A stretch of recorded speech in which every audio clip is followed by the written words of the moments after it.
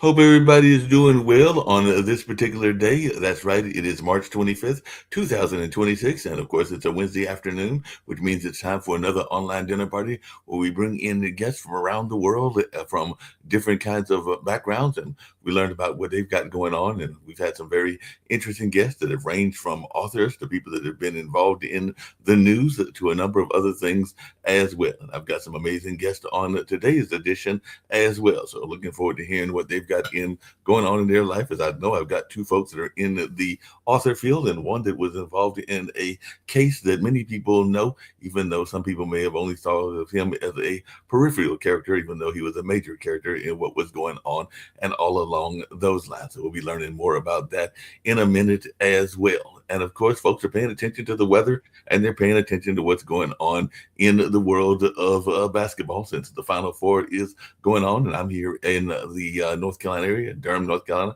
where Duke is still in the Sweet 16, but UNC got ousted fairly early. I think it was in like the first round and all along those lines. And after they were ousted, they got rid of their coach, Hubert Davis. So they'll be on the coach search and everything like that. And of course, people have been paying attention to the weather and the politics, whether it's what's going on in Israel, what's going on in Ukraine, what's going on in a number of other places as well. But as far as the weather here is kind of schizophrenic. I think that today it's been like around the 50s or the 60s. So it's definitely feeling spring like, but we had a day or two where it was feeling kind of wintry and everything like that. So it is definitely going to get to the regular spring like weather. And of course, once spring hits, that'll be some time for some uh, conversations about festivals and all along those lines. And yours truly has been involved in a number of them.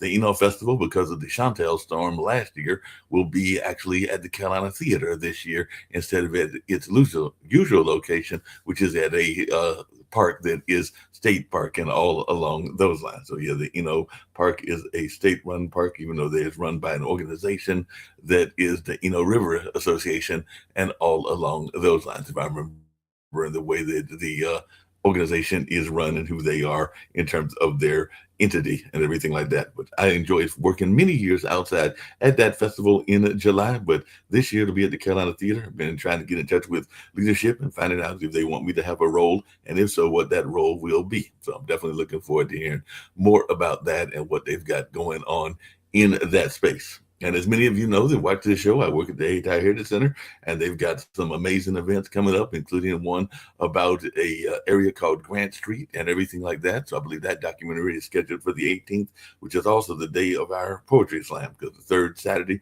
is always when we have our poetry slam. And I think that this is actually going to be a competition with some other teams as well, because the Bull City Slam team does fairly well every year, and we'll see how they do in competition, because I think this is a competition one, if my memory is serving me correctly in that particular regards and all along those lines. So it ought to be fascinating to see what goes on in that space. And then on the 30th, a jazz legend, Brother Youssef. There's some people like Kenny Dalsheimer and Raphael that did a film about him and his legacy and all along those lines. So that'll be shown on the 30th. And so that'll definitely be some good events going on. And I understand we might even be starting to do some things in the video game space with like some activities going on regularly, including maybe even some gaming contests, and definitely having the young people involved in that space as well. So that's something going on.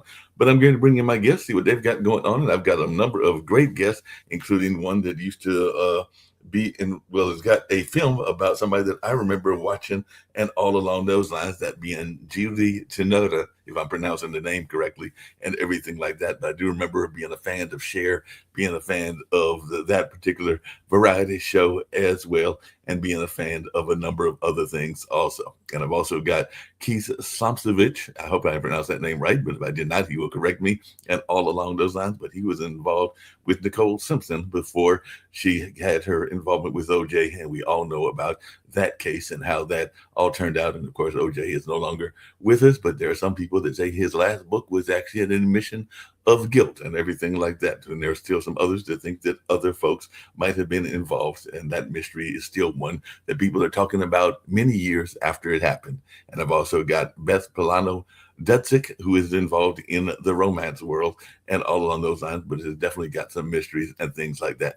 So I'm gonna bring my guests in. I think I'll bring in Brent first, and I'll bring in some of the other ones as well. We're going to be learning about some of the things that they've got going on and what they've got going on in their life. And there may be some others, including some filmmakers that I just recently met because I went to a North Carolina Climate Collective film festival. It was the 4 R's, and one of those R's was resist, and I forgot what the other 3 R's were, but they wanted the films to all be in that nature, and they actually did something unusual. All the films were shot on the telephone and everything like that. So I went to that particular festival on Sunday, and I think some of those filmmakers may be showing up if they are able to make it in, and all along those lines, because there were some cute films, there were some documentaries, there were some that were very poetic, and all along those lines. But right now, I'm gonna bring in Brent, see what he's got going on with this film that he did about Judy Tenoda, and definitely I probably with pronouncing the name, even though, like I said, I was a big fan growing up of a lot of the variety shows because I'm in my mid 60s. Well, I'll be in my I turned 64 on July 1st and everything like that. But I was definitely a fan of Lafayette, a fan of Judy's, a fan of Cher, a fan of a number of those folks that had those kind of shows during that particular era and that particular time and everything like that. So I'm curious to see how you got involved. I know that there was an actress that was supposed to be joining us, but hey, the wonders of acting is that you get gigs and everything like that. So she's actually got a working gig and everything like that. So I'm curious to see how you got involved with this icon of pop culture, because I would consider her an icon of pop culture, and how you got involved in creating this film that I understand is in part of a film festival as well. I'm not hearing your volume, Brent, so I don't know what's going on there. So it might be something with the computer. I might bring in, uh, let me see, it might just be me. So let's see if I can hear. Say something again, Can you hear me? Brent. Can you hear me? Keith, and see if I hear Keith, because he's the only one that I didn't get a chance to test Hello, and everything. hello. Let's see Can you if hear me? I can get Keith on and everything like that. Keith, can you hear me? I can, and I can hear Brent as well. Okay, testing. 1, 2, 3. Oh, I hear both of you now, so they're probably me and everything like that. So I'm glad to that. So, Brent, share a little bit about what's going on with this particular film that you're working on and this icon. And I'm gonna bring in Keith to talk about what his involvement with was an iconic case as well. But definitely, I want to hear about this film that you're involved with, because Harlan, who gives me a lot of great guests, told me about you, and I was glad that he was able to get you on this particular show of the Online Dinner Party. I appreciate that. Harlan's the man. Yeah, it's first off, thanks again for having me on your show. I appreciate that. It's really special that people are interested in talking about Judy, especially a couple of years after her passing. Judy was a pioneer in the comedy space when it comes to women, and I was a fan since I was a little kid. I first became exposed to Judy watching Dr. Katz. This is cartoon, and I thought she was a cartoon character. I didn't even know she was real. And then all of a sudden, I started seeing that she was this bombastic, insanely loud, awesome comedian. So years go by. I became a cinematographer. I started filming a lot of commercials and dominantly the fashion space. And I met this young lady, Taylor Blackwell, who I filmed a music video for, and we became friends. And I told her, hey, listen, if you got anything you want to ever do, just hit me up, and maybe we can collaborate again. And so some time had passed. I launched an agency and a production company. I repped cinematographers in Los Angeles and New York. I became a manager. I started producing for brands like Fendi and Dolce Gabbana, and that started becoming my main kind of stay in paying my bills and whatnot. And then all of a sudden Taylor called me up and she was like, hey, can we chat? I've got something I think I want to do. And so we met up at Soho House in West Hollywood, and she was like, hey, have you ever heard of Judy Tenuta? And I just lit up. I was like, yeah. I'm like, I love Judy Tenuta. I mean, I knew this was just after she had passed away. And I was like, oh gosh, this young lady has some infatuation with this pioneer, this classic actor, comedian. And I was like, yeah, I'll support this. Let's do it. And so she sent me the script. And by the way, it's a short film. It's 12 minutes long, but it's not one of the short films where you make a short and you hope it will become a feature. It's a contained movie. So it's her as a child, her as a young lady, a teenager to a young adult, until she finally becomes the comedian that she was. And I give a lot of credit to Taylor, man. Taylor, it's hard to condense someone's life into that very, very minimal amount of pages, and she did a wonderful job. And I got to DP it, and it was such a pleasure. And I think what we did was a real love letter to Judy and her life, and I'm so happy people are talking about it. Sounds great. And like I said, I know it's going to be, I think, on SineQuest. I think Harlan told me that it would be like around March 31st or something or there's only 30 days in March, but at the end of the month and everything like that. But that it will be wrapping up and everything like that. So I'm definitely interested to hear about SineQuest, I think it's called, or something like that, and how y'all are involved with that. Absolutely, yeah. So we won best independent short at LA Film Festival. That was last June. CineQuest happened about a week and a half ago. Okay. And then CineJoy, and this is really cool, man, because a lot of independent film, they go to film festivals, but a lot of film festivals, you have to go to the festival itself and watch the movie. You have to be a part of like that environment. But CineQuest did this kind of rad thing where you now can go to this thing called CineJoy, and you can actually watch the films. And it's a rental, obviously, but it's like, it's the cost of a cup of coffee. So if for all those films and all those filmmakers, what a really great idea to like give a little more exposure to film festivals. And I hope other film festivals, the larger ones, take notice and start offering streaming kind of services like that, because there are so many filmmakers that really rely on the festival circuit for exhibition.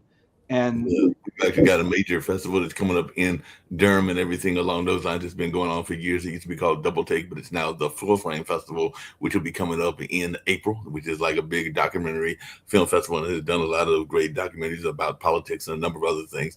I think that they do show the films online, but I've also been a judge for some film festivals, including Nevermore, which is kind of like horror and fantasy, and it's at the Carolina Theater, which also is one of the locations for Full Frame as well. But I know that Nevermore allows people to see the films even after they've done the film itself. So after they've done the festival, which is in the Carolina Theater space, you can go online and watch them for a limited amount of time. And like you said, there's usually some sort of fee that you have to pay in order to have access to it. But it is good to see that other film festivals are using that model and all along those lines. Because I've been involved in a couple of film festivals, including our own festival, the Hayti Film Festival, which I was actually, I think, one of the co-founders of, and everything like that. It's been going on for close to 30 years, because the center is about 50 years old, and I think the festival is about 30 years old and everything like that. So definitely been involved in that, and also involved, even though I identify in the straight community and everything like that. There is a festival that is for those that are in the LGBT community. I think it's called Out South now, and everything like that. And I've been a judge on that festival because they want to have judges that are from various backgrounds, not just those that are within that particular community, and all along those lines. So I've been involved as a judge for them for a number of years. So it's going to be quite interesting and everything like that. I want to get to Keith, and I also want to bring up Beth as well. Keith, I was very fascinated by your story. And like I said, part of what I do in these shows is we learn from each other. And I love it when people even interact with each other and talk to each other as well. But I do remember, because at the time I'm a journalist by trade, went to Marquette University and everything like that. And of course, I'm a sports fan, a big Shaka Smart fan from Marquette, since that's this college that I graduated from, and definitely know that there were some even things going on in Milwaukee when I was there that I didn't find out about till after I left, because apparently there might have been that infamous cannibal that was living around that area at the time that I was in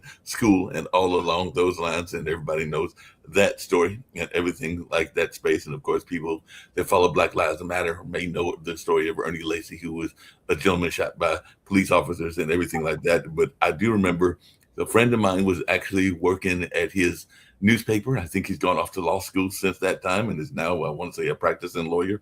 But Kevin, I'm trying to think of Kevin's last name and everything, but he had a paper called the Urban Journal and all along those lines. And I remember the case happening and that whole running of the highways around LA with OJ and everything like that. And I remember the trial, and I remember a number of people debating did he or didn't he, and all along those lines. And then, of course, he was found not guilty because of the whole love situation and all along those lines and everything like that. And then, of course, he was later convicted because he went and tried to rob some of people that had his material or material that he said was his and everything like that. And he wound up serving time in prison, that being O.J. Simpson and everything like that. But you had a direct involvement because apparently you were involved with Nicole before he got involved with O.J. and everything like that. So I'd love to hear more about what you've got with this book, because it sounds like you had definitely had some very interesting history with what was going on with that OJ case and everything in that space. Well, I definitely do, which is why I wrote the book. I have a very unique perspective. I met Nicole basically a day or two after she left OJ. So she had, the period of time that she was with OJ, married to OJ, and she left him and tried to break out and have a little freedom of her own. That's when I met her, and we became involved in a romantic relationship, which eventually turned into an incredible friendship. Over the really only year and a half that she had in her life where she had any freedom, where she wasn't OJ's possession. Once they tried the ill-fated reconciliation, which cost her life eventually, it was back to the same old, same old. So during that year and a half period of time, Nick and I were as close as two people could be. So I learned a lot, not just from face-to-face stalking and violence and threats at OJ's hands, at me directly and Nicole and us both together, but past involvement that she had with OJ that she told me about. So I had a lot of knowledge following her relationship from the time she met him up until almost the time she died. We didn't speak the last several months of her life because OJ forbid us to have contact at a certain point in their reconciliation. So I wrote the book basically to speak for Nick. I wanted Nicole to have her voice and talk about some things that not a lot of people knew, and that's the purpose of it. So that's where my story comes from. That makes a lot of sense. I know that we have a show here called Where's the Love, meaning here being Pod TV, and it talks about narcissism, and it also talks about abuse and things along those lines, because both Stephanie Hockenhall, the host, and her son have been through different kinds of abuse and all along those lines. So I was just wondering your take on that, because what you just said is what I hear from a lot of people that are in abusive relationships, is that they are controlled, and people are put in control, or they try to do things to control them and everything along those lines. And I've even been involved in relationships, because it's not just men, it can also be women that can be controlling as well and everything like that. So I just wondering, does the book touch on that, and do you deal from it from like a not just your personal standpoint, but also the standpoint of being a warning to people? Because we also hear people now talking about the Epstein files and things along those lines, and people that are in office and not in office, and all in that space. But I just wondering, do you use it as a warning to other people that might have been going through these kind of problems? Absolutely. I mean, O.J. Simpson was the definition of a narcissist. He was an absolute control freak. If he couldn't have her, no one could. That's what led to Nick and I, our relationship sort of filtering into the friendship phase from a romantic phase, because he refused to let her move on with her life. He was a control freak. He was a narcissist. He was an angry, bitter person, a lot of horrible qualities that he had. So I do address that point in my book. I'd like women who may be trapped in those type of relationships to sort of take from my writing and see some of the signs, maybe learn that there's a way out. And if you see some of those signals, seek help, reach out. There's much more of a support system now than there was when Nick was murdered. I think partially thanks to her and her name that a lot of organizations sprung up. So I'd like women to take from that and possibly get out of a relationship that might lead to the ultimate fate that Nicole suffered, which was her murder. Yeah.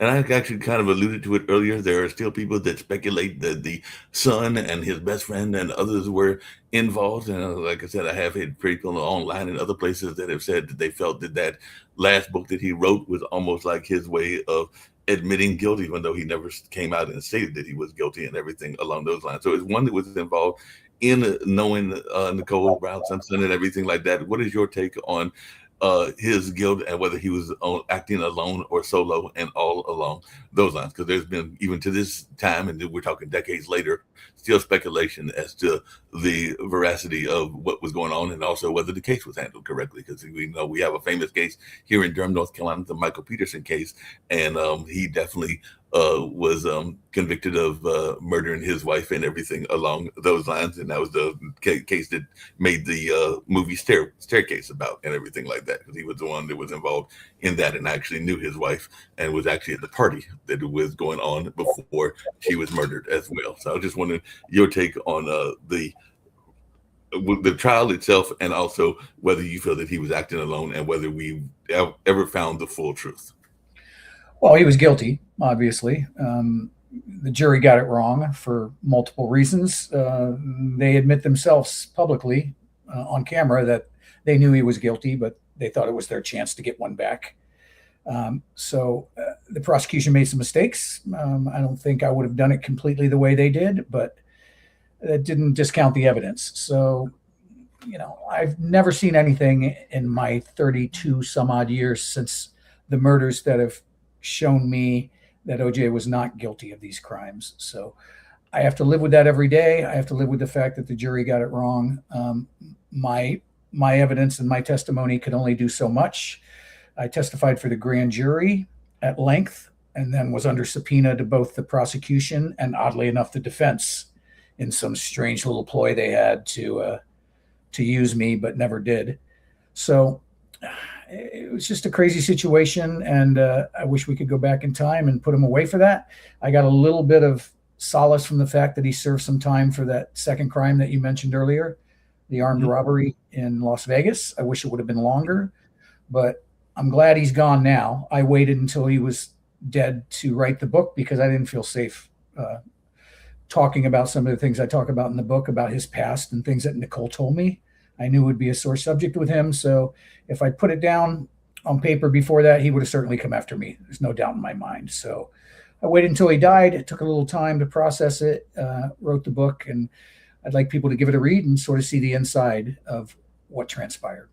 Yeah. Before I get to Beth, and I also do have those two filmmakers that I mentioned from the festival that I was at over this weekend and everything like that, and they will have some insights about filmmaking and also just creativity and all along those lines. But before I get to that, and this is for both you and Brendan and everything, one of my roles at Hayti is being their staff historian, and there is, of course, a stained glass picture of Mr. Duke, because Mr. Duke was having one of those vanity moments, and he would give some money to what was the Black Wall Street and everything like that. But in return, and this is the same Mr. Duke that is the founder of Duke University and everything like that, he has a bigger stained glass than even Jesus himself, because, of course, it is a converted church that is now an event center and all in that space, and a historical venue as well. But yeah, even when we have talks, there's oftentimes people that are startled by that and amazed by that, and it is definitely a focal point. So one of the things I'm a big fan of is telling history, warts and all. So I was just wondering y'all's thoughts on how much of the both negative and positive are you comfortable with talking about, and how much do you think that that's important for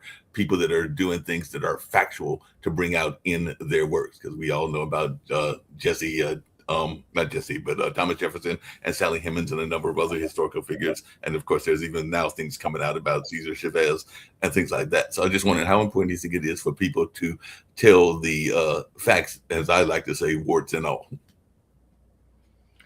Well, if that's directed at me, I can only speak for what I know. And that's what I did in my book. I told my story. I told factual evidence from what I witnessed with my own eyes and from what I was told directly from Nicole.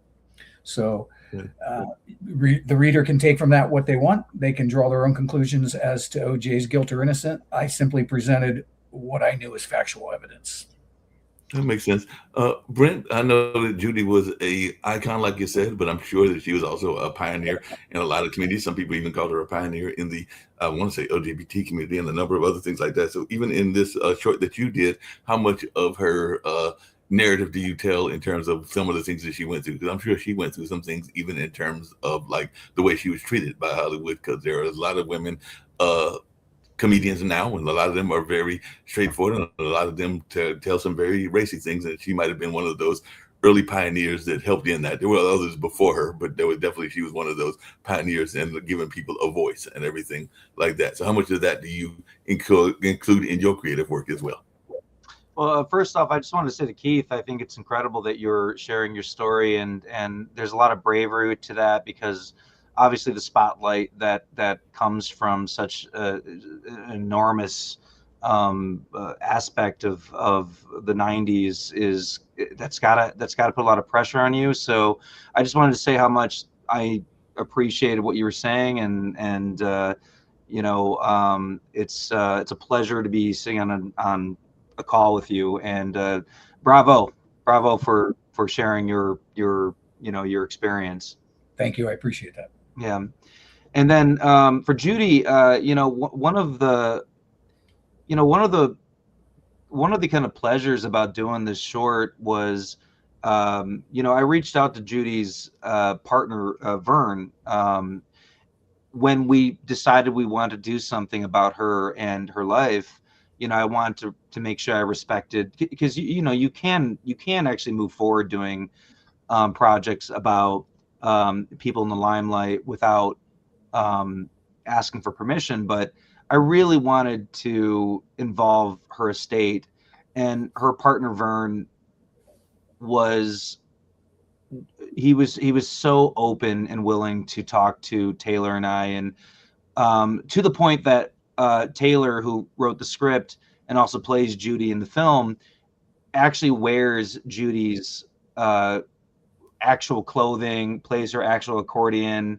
It was a really special experience. And I didn't get to meet Judy during her life, but during those 2 years of working with Vern and going to Judy's house, which is basically exactly the same as it was when she passed, we got to experience something, ostensibly getting to know her. And it's bittersweet, because it made me want to meet her before her death, obviously.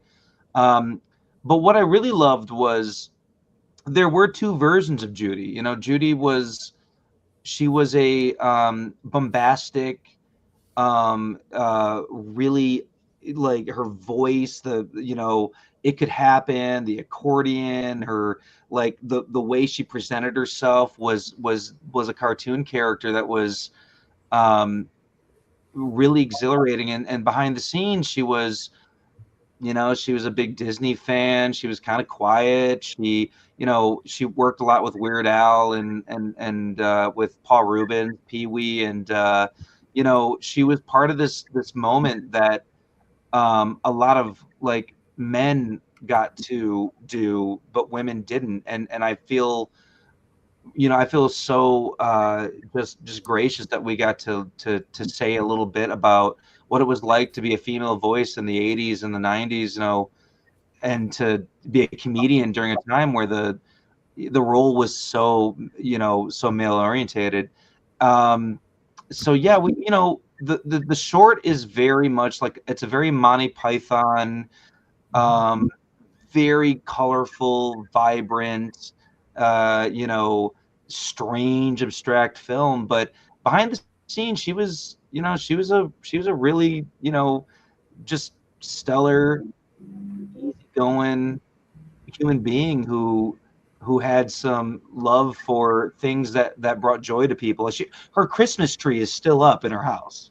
Like, she loved Christmas, and I think that was the moment I saw that, was when I was like, oh, I think I get her. She really loved the things that brought joy to people.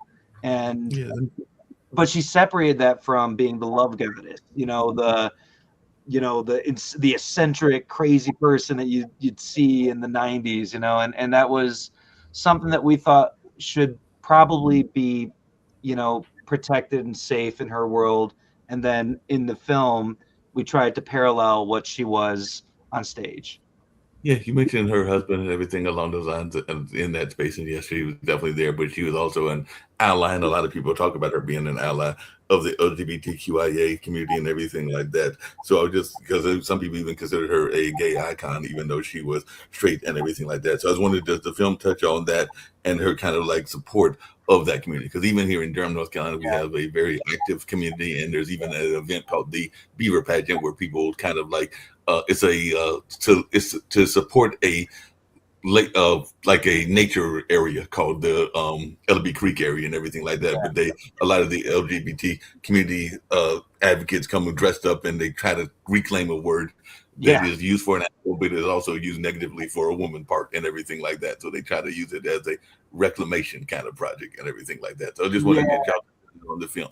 You know, one of the things I took from producing the film and then of course shooting it was she was embraced during a time where that was still, you know, not as platformed as it is now, and you know, it was so rad to meet so many people from the circuit who would be like, oh my God, Judy Tenuta, that was, you know, that was my like 90s like, you know, gay icon. And you know, I don't necessarily think that was like, you know, something that you could really recreate. She was just a person that like believed in identity and you know, you know, being outward with your personality. And I think that was something that a lot of people in the LGBT community you know, embraced immediately, and she embraced them. And I think that's the reason why I think she's so special is, you know, she did the Women of the Night you know, stand up with Paula Poundstone, Ella DeGeneres, and Rita Rudner, and you know, her voice was so unique during that period. But the one thing that she did really get to platform was the gay community, and the fact that that still exists now, you know, is kind of a beautiful thing. And you know, I feel so like just proud that we get to, you know, try to keep her you know, keep her voice alive. And I put a lot of that on Taylor, you know, who wrote the script and played Judy in the film. You know, she took a vocal coach to get her very eccentric voice, and it was really dope to see people like go, oh my God, you sound just like Judy. And she plays accordion, so everything in the film, that's her playing the accordion. That's Taylor. Wow. So All the way. actually playing the accordion. That's amazing. You know, Brett, I met Judy on several occasions. Oh really? Oh, right on, man. Aspen, Colorado for the comedy festival. Oh, dude, I love that. I after doing the film, I was telling my wife, I was like, I'm so sad that like I'm getting to know her posthumously, and I never got to meet her. You know, you know, I felt like, you know, I have a picture of her like framed in my office here. I never got to meet her in real life, but like I felt like I really got to meet her during this project. That's really cool. What was it like meeting her and everything like that? And also, I was curious your impression of Nicole. Like I said, even though she was murdered and everything like that, I think a lot of people forget who Nicole was as a person. I know she was definitely a talent in her own right and everything like that. So I was wondering, one, about your meeting with Judy, and then also your impression of who Nicole was as a person, because this is somebody that you were involved with. My meetings with Judy were brief. I just remember when the Aspen Comedy Festival was in town, a lot of the talent would come to my restaurant, Mezzaluna, in Aspen, and Judy was there several times. So it was more of a handshake, nice to meet you, big fan kind of thing. But she was extremely polite, gracious. That's my memory of Judy. As far as Nicole, there was none better. I mean, there was not a better mother, not a better person to be around than Nicole Brown. She was a fabulous human being, and I miss her dearly.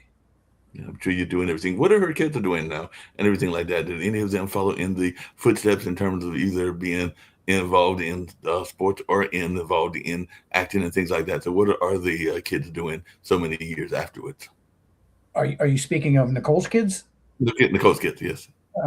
Sydney is living a quiet life with a couple of children in Central Florida. Justin, from what I understand, is living in Las Vegas, where he had spent OJ's last several years with OJ there. So since OJ raised those two children, they sort of, I had no contact with him after the custody trial that I flew out to testify for. Once he was granted custody, I was forbidden to have any contact with the children. So unfortunately, I've had no communication with him over the years. Gotcha. I wanted to bring in Maxine as well. Maxine was one of the filmmakers that I met at the film festival. I see that Kelly's also with us as well and everything like that. So Maxine is also a performer of various background here in the area, but moved here to Durham from other parts of the world and other parts of the country. I think New York, if I remember correctly, or you can correct me if I'm wrong. Oh, Not New York. That's okay.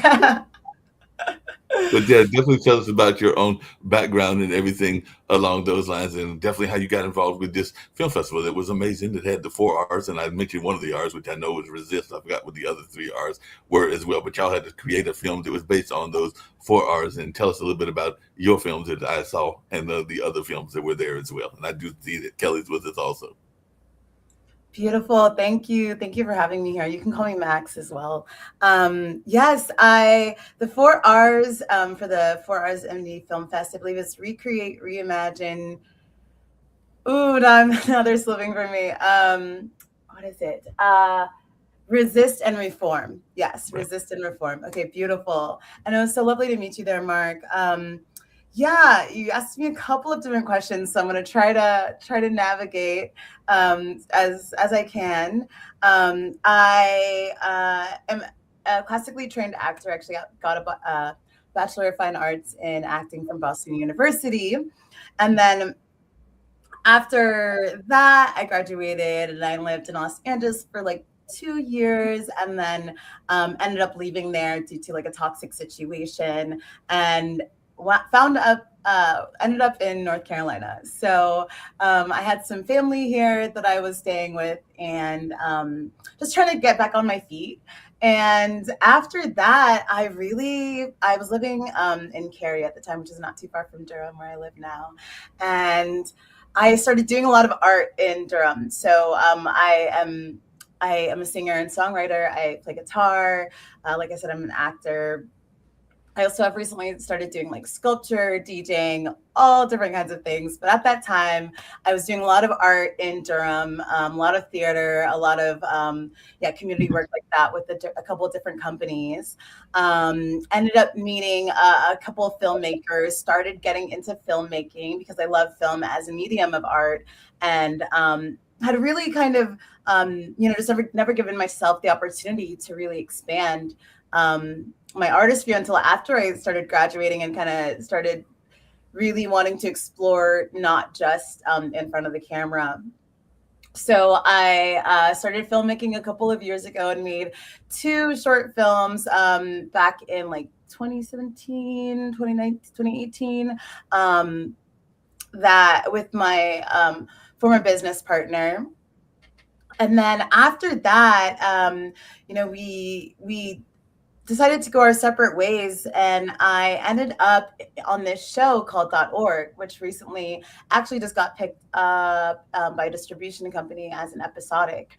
And so the first year I was on .org, I got cast as the lead on the show. And then as I started working with the other collaborators, writers, director, I was invited to the collaborative and creative team.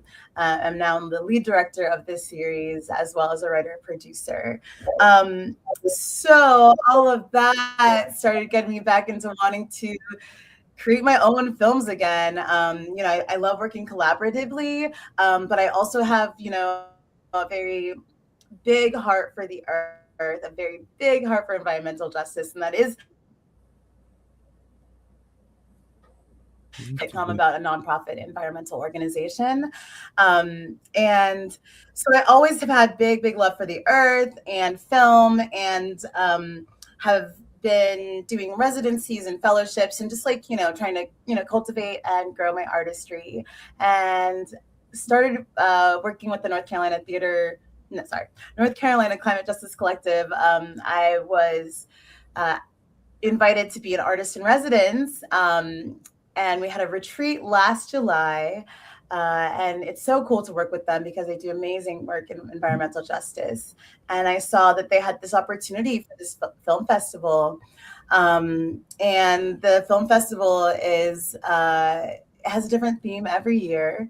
And this year's theme was Best Me, Better We. I believe, yeah, I think that's what it was. Best Me, Better We. And so it was really exploring the idea of what it means, at the place we are in our society. I think there's a call for a lot of healing, right? There's a call for a lot of collectivism, community. Like, how are we going to get out of this into something so much more beautiful, the lives that we truly deserve to live? And so when I think about, how bettering ourselves, right, healing ourselves to not perpetuate the traumas, the pain, the suffering that we see in the collective, bettering our health, our mind, our bodies, our souls, our spirit will only radiate out as a ripple effect into the collective. And in addition to that, you have more capacity to help your fellow humans, right? It is literally statistically proven that the more stressed out you are, the less empathy that you have. So if you are constantly stressed and overworked and overtired, it is going to be so much harder for you to engage with people on a personal level, an authentic level, and be able to receive and give the support that we also desperately need and deserve in this time. So I decided to create a film, and the challenge for this project was that it had to all be on your iPhone or your phone, a mobile device, to support sustainability efforts. And so my film, When Gaia Speaks, was and is an opportunity to not only connect with myself and my own healing journey and reflect on that, but also really tap into what I'm feeling that the earth is saying, what I'm feeling as an also deeply spiritual and connected person to the cosmos and the earth. I definitely try to, I definitely connect with spirit and nature, and really genuinely wrote this movie underneath a tree in my favorite park. and just deeply listened to the messages that that the earth wanted to share with me at that time. And that's really where the story came from and the script came from. And it kind of just rolled on from there. And I was so honored to win the best of the festival. It was really such a shock and a surprise and a privilege. So thank you again for having me. I know that was a lot all at once, but yeah, thank you. No problem. I appreciate it and everything like that.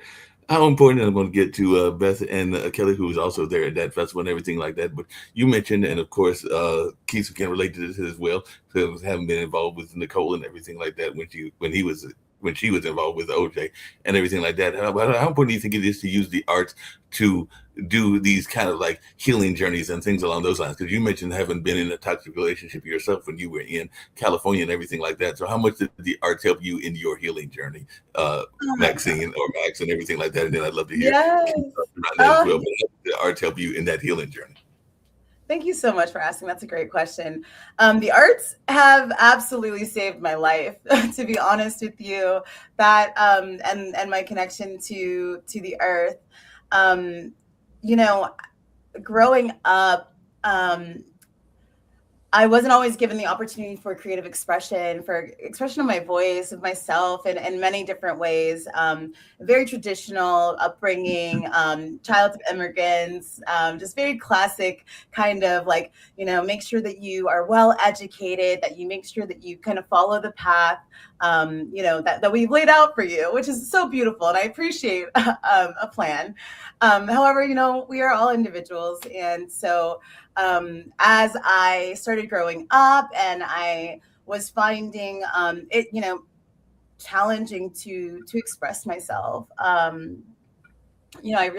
really what got me into acting. I was like, how do people talk about their feelings? Like, what is it like to have words to communicate the things that you're going through? Because I was not able to tap into those parts of myself at that time. So going through conservatory training and then, you know, just really owning myself as an artist and going through that toxic situation allowed me to really realize and the alchemy that is art, that you can truly create.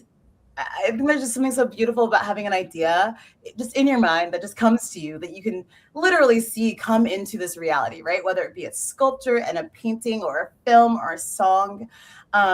So really just tapping into my own experiences of pain, of love, of pleasure, of just trying to process deeply. You know, I really started writing music to just process my feelings and my experiences, because I was having a hard time and I needed an outlet. And so I find for me that art has become, and creativity in general has become an access point for me to tap into myself, to connect with others, to connect with something bigger than myself, to listen deeply to the parts of myself that want to be heard, that deeply desire to be seen, and allow them a modality of expression, allow them an opportunity to be seen and heard. And I feel like I also, you know, kind of tap in and absorb and feel what the energy of the earth is going through, and what we're all kind of going through. And I think there's something beautiful about creating like specificity in your work that becomes universal, right? Like we all may not have had, you know, the same situation, but we all know what toxicity feels like. You know, we all know what like fear and anger and heartbreak, right? And so being able to express something so deeply specific to me and have that be received universally and felt in a cathartic way is also, I think, part of the journey as well. So yeah, I hope that was That makes a lot of sense. Appreciate that and everything like that. Beth, I definitely didn't want to leave you out and everything. You're in that whole romance space and everything like that. And you've got this amazing book. You heard some of these other conversations as well, but I want to hear from you. And of course, I also want to hear from Kelly, who is one of the filmmakers that I met this past weekend as well on Sunday and everything like that. But Beth, I know we've met through some of the worlds of the internet and everything like that. But share a little bit about your romance, because it also has some factual basis, even though it's totally fiction from what I understand and everything like that. But definitely Yes. share a little bit about what you've got going on with your romance novels. Well, it isn't necessarily romance. And first I want to say, Brent, my books will, I will be writing a screenplay and hoping to get that on a streaming. So I will remember you. And I will also remember Max, because I'm in tune with, I manifest every morning and ask for what I want. And the universe usually does come if you ask. And Keith, I was glued to the TV during that trial. I mean, I wouldn't leave my house, and I had to pick my kids up at school, and I'm like, oh no, I'm going to miss it. So I can relate to all of you in different ways, but my series is something that I had in my head, and Max, you talked about it. I had it in my head for 25 years, and I was a frustrated singer. My parents told me, we're not paying for school to go to acting. So those two things were always in my head that I wanted to do. And about 25 years ago, I started getting an idea. My story is based in the 1970s club scene, basically in New York, because I'm a New York girl.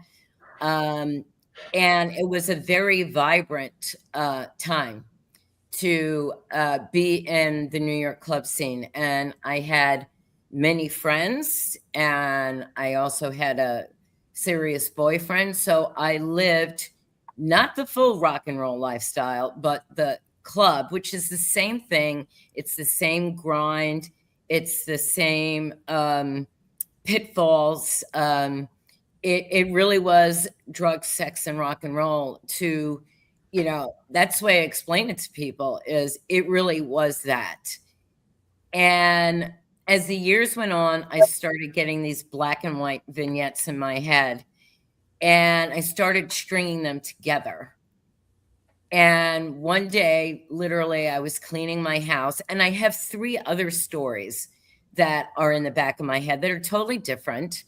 But I keep telling them, go back on the bookshelf because I'm not ready for you. And I started getting the story in color. And I went into the shower, and Max, you can relate to that. Once the idea, the story comes through you, you cannot stop. And I haven't stopped writing. The series is 8 books, and it follows, it's a love story, but it also follows the rock scene and how it changes and morphs over a 20-year period, and what these characters have to go through in order to, they don't necessarily avoid the pitfalls, and what does it do to relationships. So it's really, and there are bits of myself, honestly, throughout all 8 books. I put a little bit of me because the female character, and I say this, she's me, I'm her. When I'm writing the story, and I have 3 books published, and 4 or 5 are written, and 6 is almost done. And I know where I'm going with 7 and 8. I just need to get there. But I'm in the middle of a lot of marketing. As all of you know, marketing is the big thing, and getting your face out there. And you have a good product, but it's like, okay, how do I get in front of your face for you to love it? And I do have a collaboration because I'm self-published, and I went through a lot of, I went to a site, and there are so many bad self-publishing companies, and you got to weed those guys out. And there were 7 or 8 that were greenlit. And I came upon a woman, and we literally built a team. It was, this is my marketing person, this is my editor, this is the woman who does my website, my book covers, And we just recently, a couple of months ago, I was like, okay, the book isn't moving because we were positioning it as a typical romance. And so one of my crew there, and we collaborate. It's not me telling them, it's us coming together and saying, okay, what's the best thing? And one of them said, this is a saga. This is 8 books. This is a story that runs through people's lives. It's not just love. It's rock and roll. And she was like, Beth, you're larger than life. You need to go out there and sell that, because the story is partly you, but it's fictionalized. And so that's the thing. And she said, these books are going to be a TV series, like the Thornbirds, this. And I said, I should be so lucky. But I know it's good. And so once I get to the end of book 6, which I'm almost there, I did a podcast with a gentleman who was a screenwriter and author. And he told me about some webinar classes and also a program to write a screenplay. And because I own everything, and Keith, I don't know if you self-publish, but I own everything. I don't owe, nobody owns my work but me. The people who collaborate with me, I pay them and we collaborate, but we are a team. And the way I self-publish is the right way. I've gone to conventions and there have been people who have like 10 books, and I'm like, I know how much money it costs me to get one book out. How are they doing it? And they're not getting a professional editor, which I think is so important. My editor keeps me on my timeline. She remembers every character, even if it was the cashier at the, gas station that they went to. And that keeps you honest, and it keeps the story flowing. And because it's a saga, not everything is wonderful. I mean, you have to mix in the bad with the good. And when I get to the end of book 6, there is going to be some bad things that happen. It was something that I've held on to for 25 years.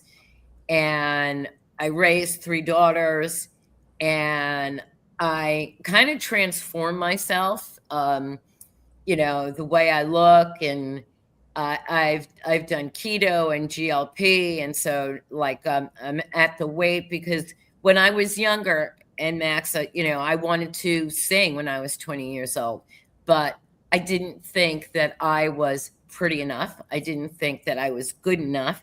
And when you're in a 20-year-old head, the self-doubt that runs through you is enormous. And you don't get that feeling of, I'm a woman, I can do anything, until you reach a certain age, because then I'm living in my power. I am doing what I want, even though it's upsetting to my family life, because my daughters and they're young women are like, you're not the mother that we grew up with. And I said, yeah, I know that kind of stinks, right, for you. But I've let all this creativity block up. And so now it's out, and I know what the next book will be.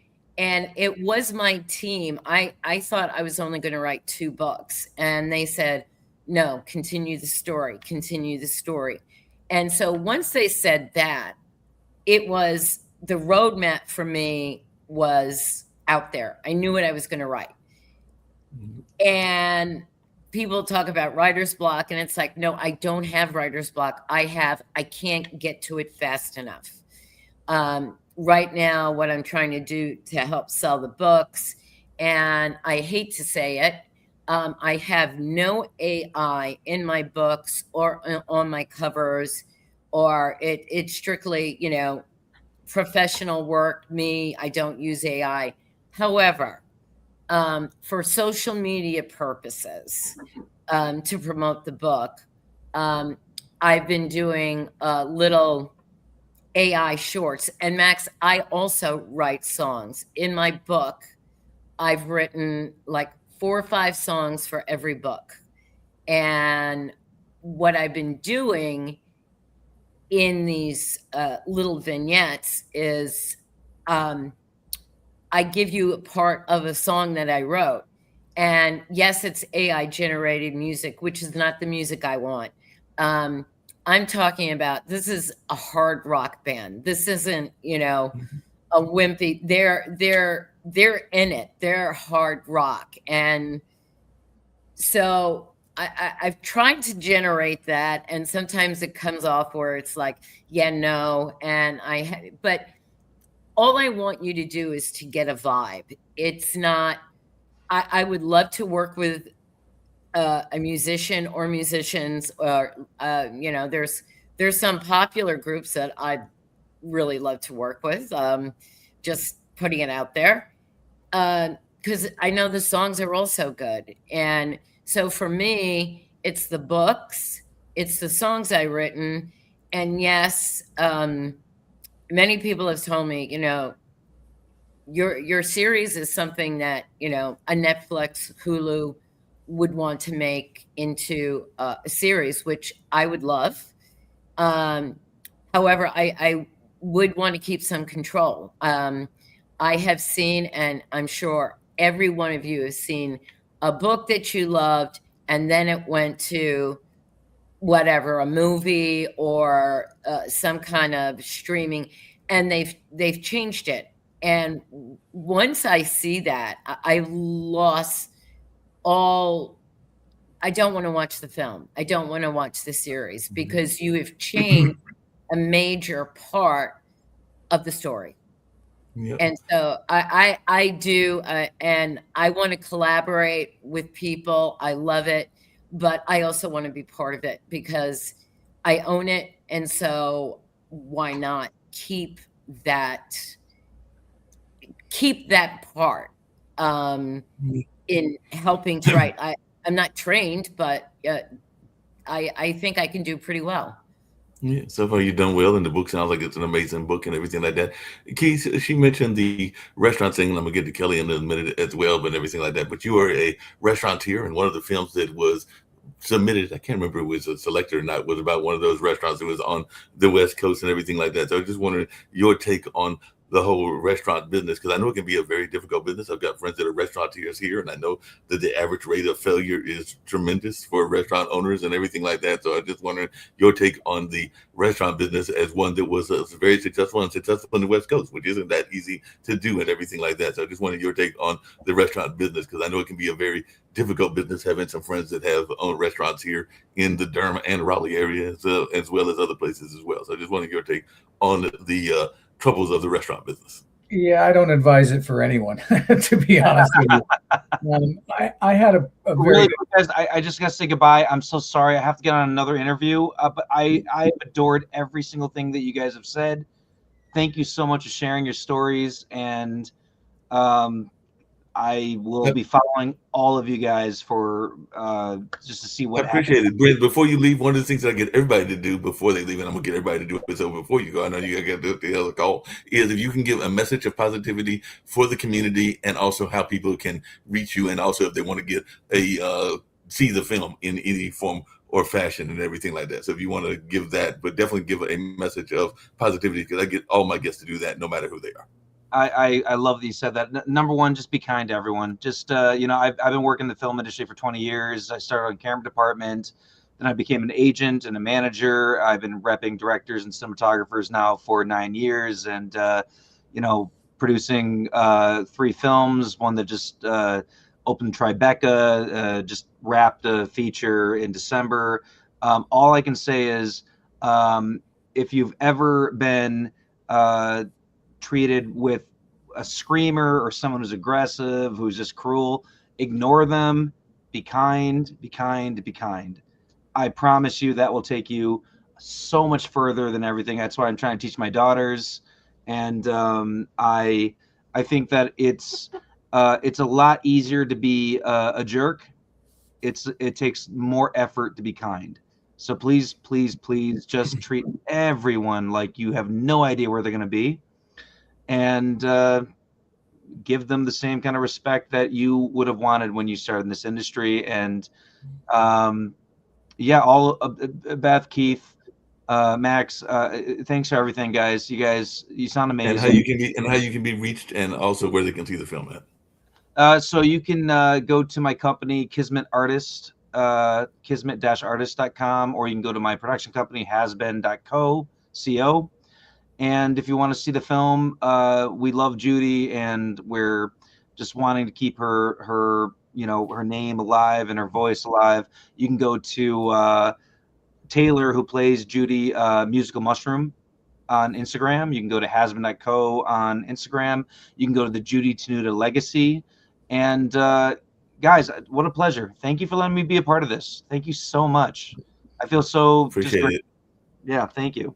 I will be keeping you in mind. Please do. I loved everything you said, Beth. Seriously, it was really, really just inspiring. And thanks, guys. I appreciate it. Appreciate you as well and everything. Now, what were you saying before I get to Kelly about you would not go into the restaurant business with anybody or for any along what I was saying is, and unfortunately I have a 5:30 obligation too, but I'll combine this all together. I'll close by saying I don't advise the restaurant business for anyone. It's a brutal business. It's tough. Not a lot of profit margin in it. I was very fortunate. My restaurants were very well received in Aspen, Colorado, and Beverly Hills, California. I had A-list celebrities as my business partners, Jack Nicholson and Don Henley in one particular restaurant. So I was fortunate in that regard. But after that era, I was involved in a lot of restaurants that weren't as successful. So it's a tough and brutal business. As far as echoing the sentiment of Brent, I agree with him 100%. Treat people with respect and dignity the way you would want to be treated yourself. That's the best way and the best formula in life to move forward positively. My project is a self-published book. Beth, as you were mentioning, I own it completely. I have one collaborator who helped me with the cover, helped me with some editing, but it's purely from me, owned by me. It's self-published on Amazon. You can be purchased solely on Amazon, or I have a dedicated website. I couldn't secure the name of the book, but I got ojstalkedme.com, all one word. So people can go to that website, which will take you to Amazon and give you a synopsis of the book, a little history about myself, and a little about my story. So that's where you can get it. That's where you can buy it, and hopefully people will enjoy it. I hate to leave you guys. I have another. And you got to leave, like I said, the question I asked Brent as well. So if you can give a message of positivity, how you can be reached, and you kind of alluded to that and everything, and also because we touched on it, but didn't touch it fully. It's what you would like people to know about Nicole that they don't know, because a lot of people have this stereotype of Nicole Simpson and everything like that. So I'd like to hear your thoughts of what you would like people when they read the book to get to know about this woman that had a rich history of her own, even before being married to O.J. Simpson. Yeah, I just want people to know that Nicole was a living, breathing human being who was a mother, who was a wife, and it gets overshadowed sometimes. She gets lumped in as O.J. Simpson's possession, which she wasn't. She had a life of her own. She tried to break out from that and live that life, and when she did, it was taken away. But she was a wonderful, wonderful human being. She cared more about those children than she did about herself, which is why she tried the ill-fated reconciliation, was to have that family unit back together, and it eventually cost her life. So I want people to know, read the book, understand that Nick was an incredible human being and deserves to be looked at as that, and not O.J. Simpson's possession and wife. Right. And your message of positivity and how you can be reached.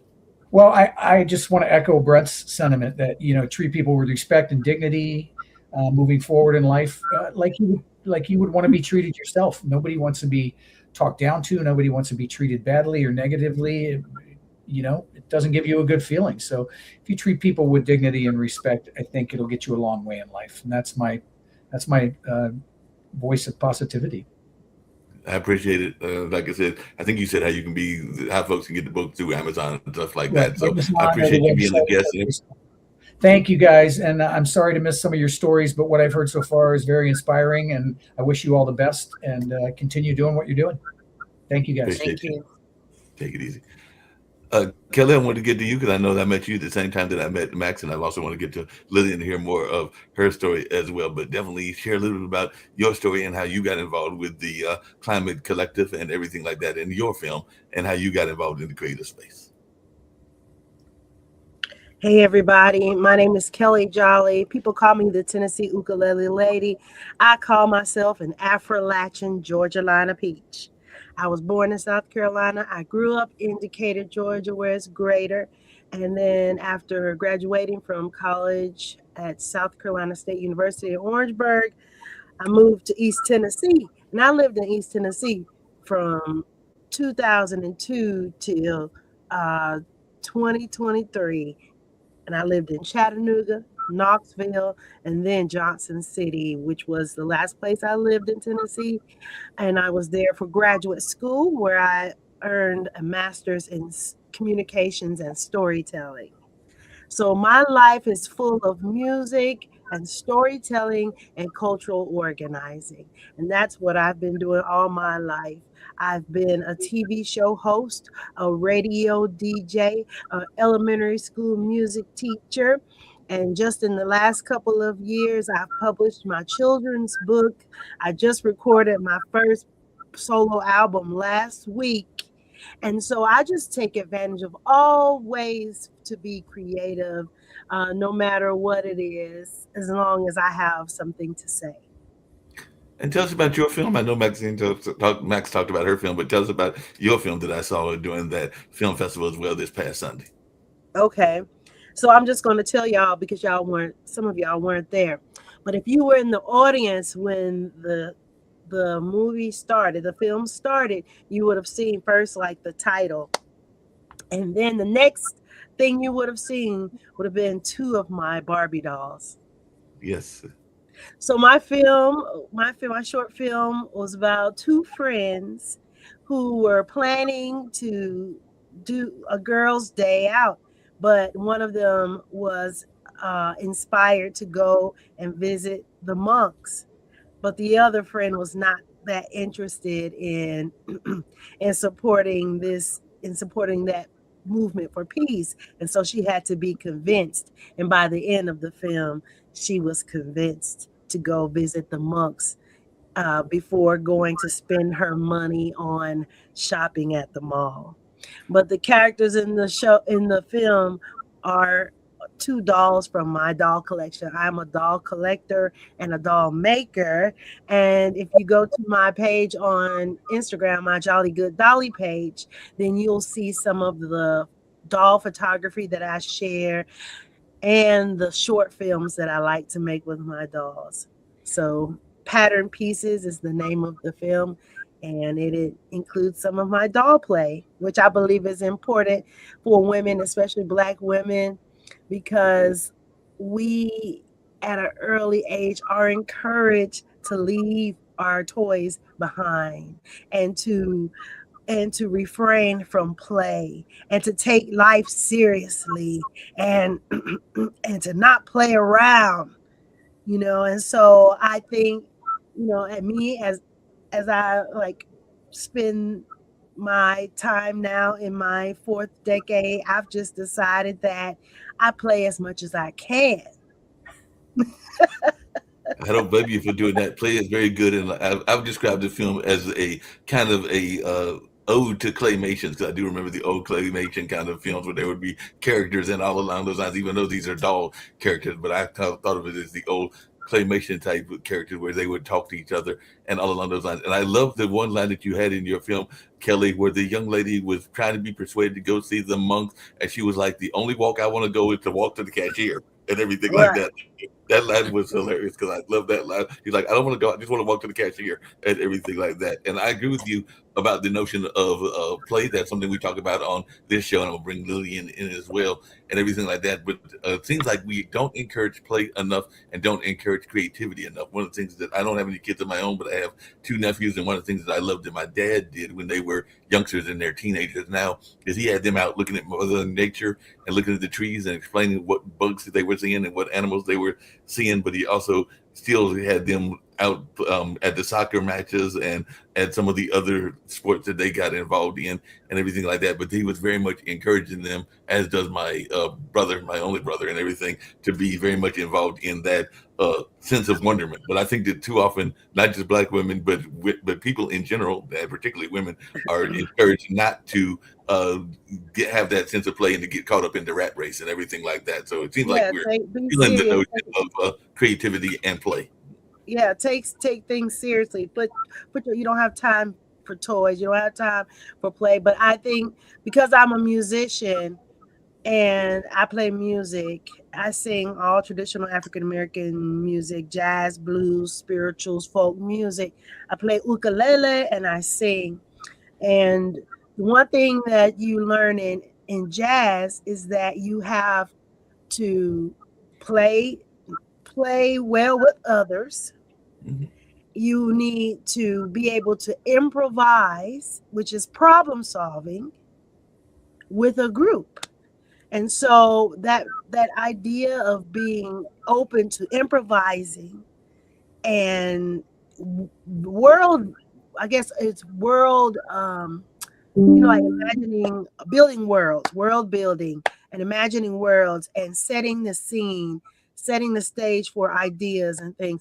To me, that transfers over into everything I do, whether it's sewing and designing clothes or doll play or playing music, improvising, problem solving, being whimsical, playful, open minded. those are just things that I value, and they come out in the things that I create. So last year I published my first children's book, which is Lady Faye Ukulele. And it's all about three friends who are ukulele players and fans of Lady Faye, who's a famous ukulele player from their town. And in this book, I hope that young people who read it, they feel like they can look to adults or look to people in their community to inspire them to have dreams about what they can accomplish and what they can be. And when adults read my book, what I hope is that they relate to my experience of waking up with a dream, waking up from a dream with an idea for a book and following through with that idea and publishing it. So that book is out. You can find it all on all book selling platforms. You can get it on Amazon and Ingram and Barnes and Noble and Walmart, and you get it everywhere. Or you can go to Books and Things Publishing and get it too. So that's important to me. That I love that. I love that idea and everything like that, because I know that I don't know if they still exist, because I've been involved with a number of festivals. I mentioned the film festivals, but also musical festivals like the Eno and Centerfest and a number of others. And there was a band in Durham that was all ukulele players. I think it was the Durham Ukulele or something. Really? I don't know if they still exist, but they did exist at one point and all along those lines. So it was ukulele players, and they were very good, because I know they performed, I think, a couple of times at Centerfest and a couple of other times. I got to look them up and see if they're still around, but it was all ukulele players. So the fact that you're got the ukulele, and I know that Brent was talking about Judy Tanada, who was a famous icon, and was they have that film that was featuring her life, and of course she was known for that accordion playing and that whole love goddess routine and everything like that. Lillian, you're the last guest on this particular show, but I want you to come on and share what you got going on and everything like that. And we touched on a lot of things that we touch on a lot of my shows in general, this online dinner party, which is the whole notion of the imposter syndrome. And I might want to hear y'all's thoughts about that and how y'all get past that. But first, I want you to introduce yourself and what you're all about. Well, to start with, hello from Australia, from down under, from the other side of the planet. My name is Lillian Zaltzer, and I'm known as natural stimulants and aphrodisiacs expert, because over 40 years ago, I stumbled on something that changed my life. It was a simple thing that fell out of the book, just one page with love potion recipe. Well, I can see your eyes, you're all intrigued. Well, I wasn't. For me, I was in my early life. I said, well, what's that? It was my 10th wedding anniversary that my husband took me to Paris, and there he went to, I don't know if you've been to Paris, on the left bank, there are a lot of bookshops. And one of them was Shakespearean Company. And that's where my husband found book Boccaccio, Love Stories. It's 14th century author that wrote those short novels, love novels. And someone who owned that book before probably put page there, maybe as a joke or something. Well, but when it came out, I said, what kind of rubbish is that? But my husband is a medical doctor. So he looked at the ingredients and said, well, just put it back. It looks like it's some sort of stimulants there. Okay. And I never thought of it again. But when we came back from Paris to Melbourne, that's where I live, that's where I am still here. Well, he decided to make it, to actually see how, it works or doesn't work. And that's how it started. So in those days, and I'm talking about 40 plus years back, there were no computers, or even Google didn't exist. So we went to the library and searched in books, and well, anyway, we went to Chinese shops to find all these different herbs, because mainly it was 18 botanicals that were on the list. And we couldn't find any. Well, we actually found one or two, but they were suspicious quality and origin. So one of the good guys, Chinese guy, said, listen, if you really want something good and you want to make it, you need to go to the places of origin where they grow in the wild and gather them there at their full potency. Well, makes sense, doesn't it? So, listen, I don't want to tire you with the whole story, but that discovery turned my life upside down. Every single holiday, we went on expedition to different country to find those stimulants. Well, it took us a long time because I worked. I had my own businesses, and so as my husband was working at the hospital, he's a doctor, and 2 children. So it wasn't that fast, but it took us probably 15 years altogether to put it all together. And my husband organized a lab, his own lab at the back of our house. And I'm pointing that way because that's where it's still there. There's an old stable because it's an old house here. And he made his own lab where he experimented with all different herbs, extraction of all those potent elements and putting it together, because on the actual recipe, and I still have it, well, there were no directions of how to make it, only the ingredients, and the title of that Love Potion recipe, I don't know if it was Love Potion or maybe it was from a pharmacist that did it. I don't know. Still, it's unknown who owned that book before. Well, there were no instructions, so my husband had to invent ways how to make it. So and then test. So we had tests done externally, internally. We went to Switzerland once it was made, to University of Lausanne to actually make experiments on human brain, how it works, because it worked on everyone, including me and my husband. And if you look at me now, I'm still on it. And anyway, I can continue for till tomorrow, because it is subject that is in my heart, and I still love it every single year till this year. Even now, well, in 2 months' time, I will be going again. I just came back from New Zealand on the same kind of expedition to find more natural stimulants that help people to increase their lifespan, look after mental health, after physical health, and the perfect indicator of all that is your libido. And that's where aphrodisiacs come in.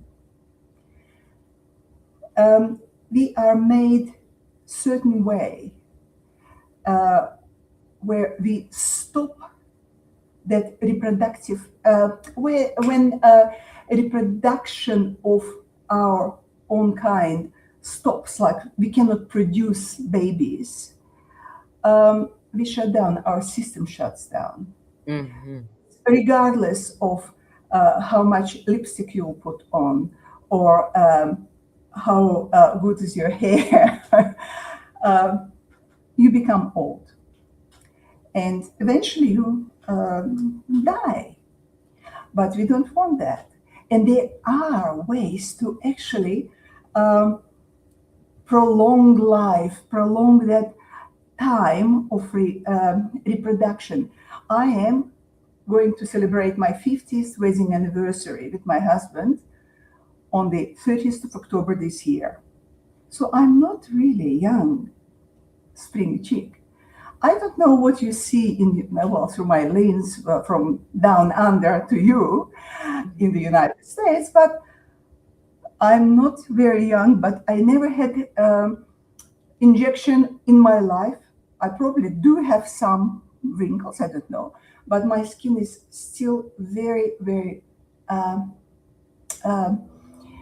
young, and I feel young. I feel energetic. And that's what I say.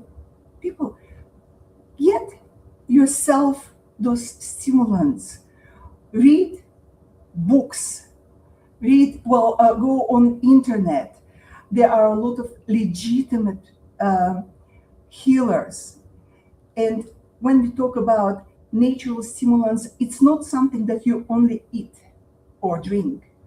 It is everything that interacts with your feelings, with your starting from sound, from visual art, from visual things, from what you hear, the vibration. Well, we are children of the nature, and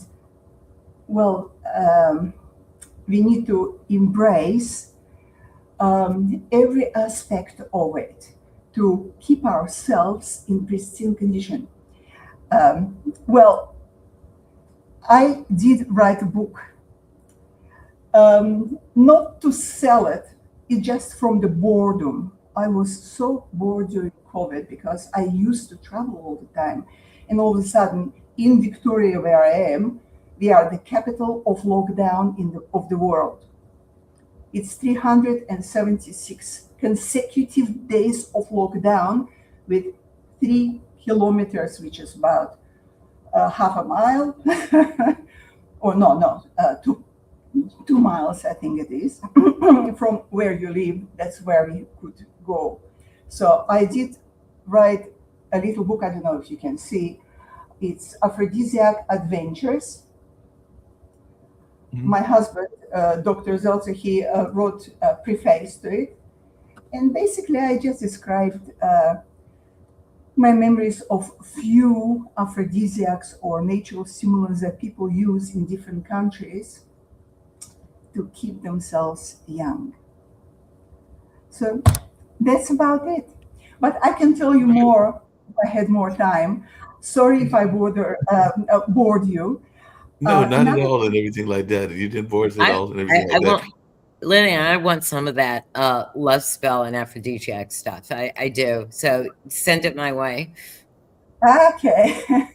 Yes, you have to get it sent. I'm sure even some of the young people might want it as well, and everything like that. But you bring up an interesting point, which is this notion of mindset, because I had a African American woman, Mariana Alder, that talks about this notion that you don't have to take the whole Asian notion and the whole notion of sexual play out of your life and everything like that, because she talks about how the notion of being Asian, like getting older, is a word that is also associated with a dog, and she's going to slap the heck out of that and everything like that. I think that's the title of her play and everything along those lines, because she's talking about how she is still active. And I want to say that Mariana Alder is maybe in her 70s or 80s or something like that, but she still prides herself on being active in her life and everything like that. And I've got some people even in my own family that are in their 80s and everything like that, and they're still active. They may not be trying to have children because, like you said, Mother Nature and just our physiology will only allow us to have kids, particularly women, at a certain amount of age and everything like that. Even though I was just talking to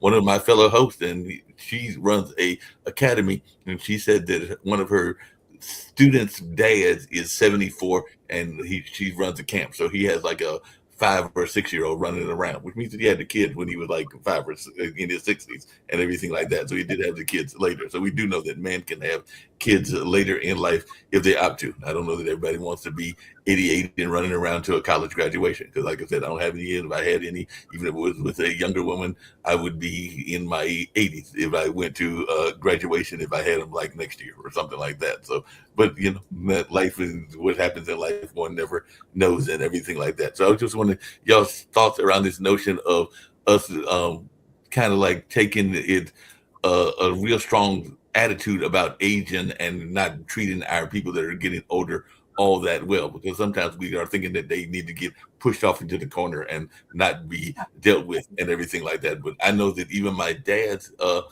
other half and his significant other, his lady love, as I like to call her, and everything like that. She is in, I want to say she's in her early 80s and is still an avid dancer and everything like that. So I just wanted y'all's take on this notion of still being involved in activity, even whether it's sexual or life activities when you are in your 70s, 80s, and 90s.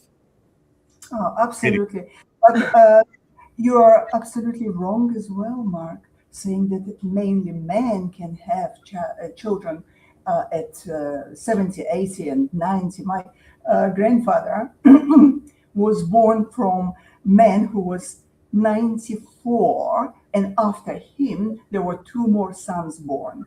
He was married to, well, it was third marriage, and she was 35. But yes, it's possible. But well, I won't reveal my age, of course. I'm still a woman. But if I wanted to have baby today, and I have 24 years old granddaughter, haha, I could have a baby. So it's possible to maintain your health and your fertility if you, and plus you can do it at any age. You can start at any age. It's reversible. All of a sudden, you look at your hair and it's, the black roots start growing. Well, there you go. Anyway, if I want to agree with. I just wanted to add. Oh, sorry. What were you gonna say, Matt? Sorry, I didn't mean to talk over you. Oh, I'm probably on the younger end of the folks on this call right now, but I did want to speak about aging because it's something I think about as well. And I remember being in school in undergrad and having a teacher who was like in her mid 60s, and she was doing backflips and splits and carrying 200-pound men across and I was like, wait a minute, you don't have to age like they keep telling us you have to age. And with everything I feel like that has come out in our society about some of the intentions of the powers that be that have been abusing their power, like it really makes sense why they have created so much fear around aging and so many narratives around it being like, being this painful, difficult, like you're falling apart thing. And I do understand that at any time we could become sick. At any age you could become unwell. You could lose the ability to walk, talk, see, speak, whatever it may be. And so I just think about my grandma was 48 when she had her last kid, and like that was just natural, like she was just and so I think that it's so beautiful to see people who embrace I think I've been hearing a lot about how like in your youth you're kind of like maybe put in boxes or not allowed to do certain things, or you don't have the opportunity because you're taking care of your families or you're taking care of this or whatever. But it's like, actually, I feel like I'm becoming more childlike as I get older and like more able to do fun things and like live more freely because I'm not allowing myself to be oppressed by those stories and those systems, and really taking back ownership of how I want to live my life and how I want to feel in my body. Yeah, that's all I wanted to say. That Well, makes sense. I will have to say I am not going to tell my age, but I have daughters who are in their 30s, so I'll just say that. And I decided when I went on this journey of like, now I am that creative person. I am, writing songs and writing books, and, it's not going to stop. And I look at it this way. The number of years that I have lived in this world is not the number of years that I feel. I feel like 15 years younger than my actual age is. And I will do whatever I have, Lily. And I've have few injections, but I don't feel my age. And and people, like, if I go to the store and they want my license because, you know, I'm buying alcohol, I'm like, oh, okay, thank you very much.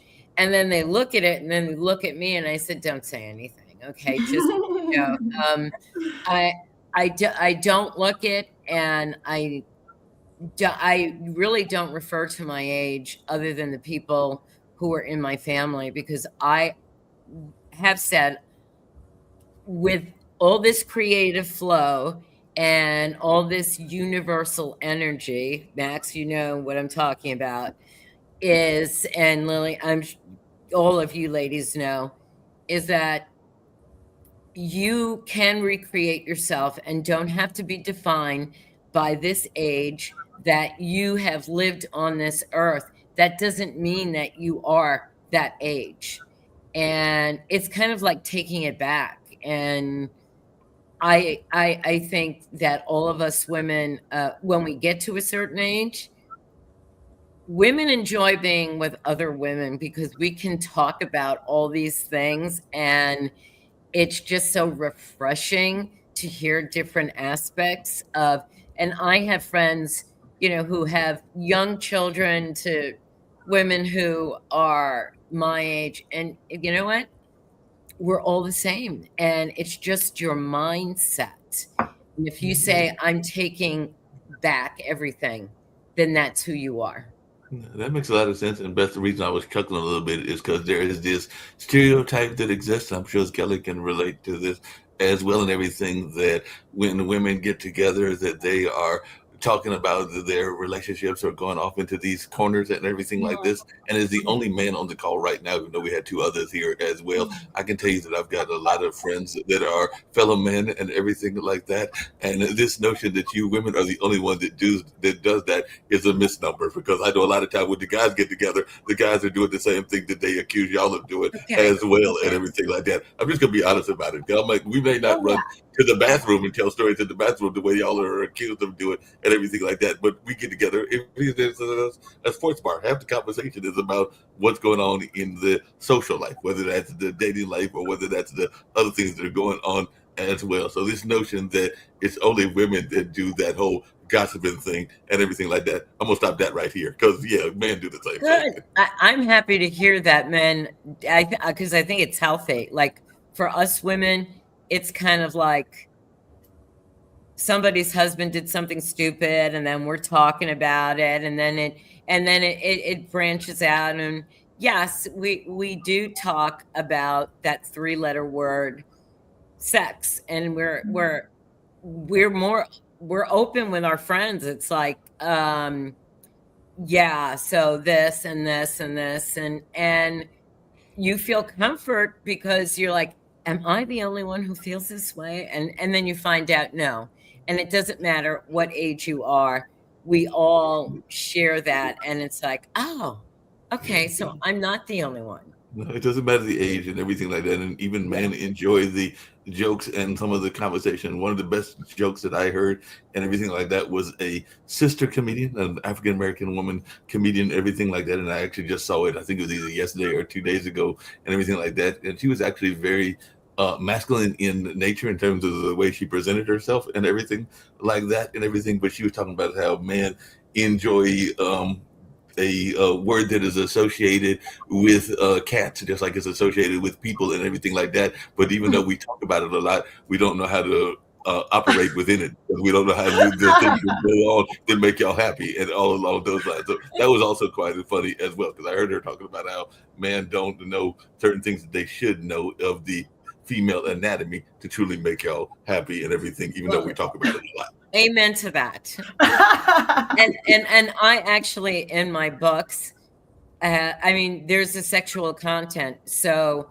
I'm sitting here writing these very sexy scenes, and I'm like, when my daughters read the books, they were like, what is going on in your head? I mean, because it's explicit it's explicit for the way women want to read sex, not, we have lines that I think we all agree that we won't cross necessarily. And so I write it the way a woman wants to read it.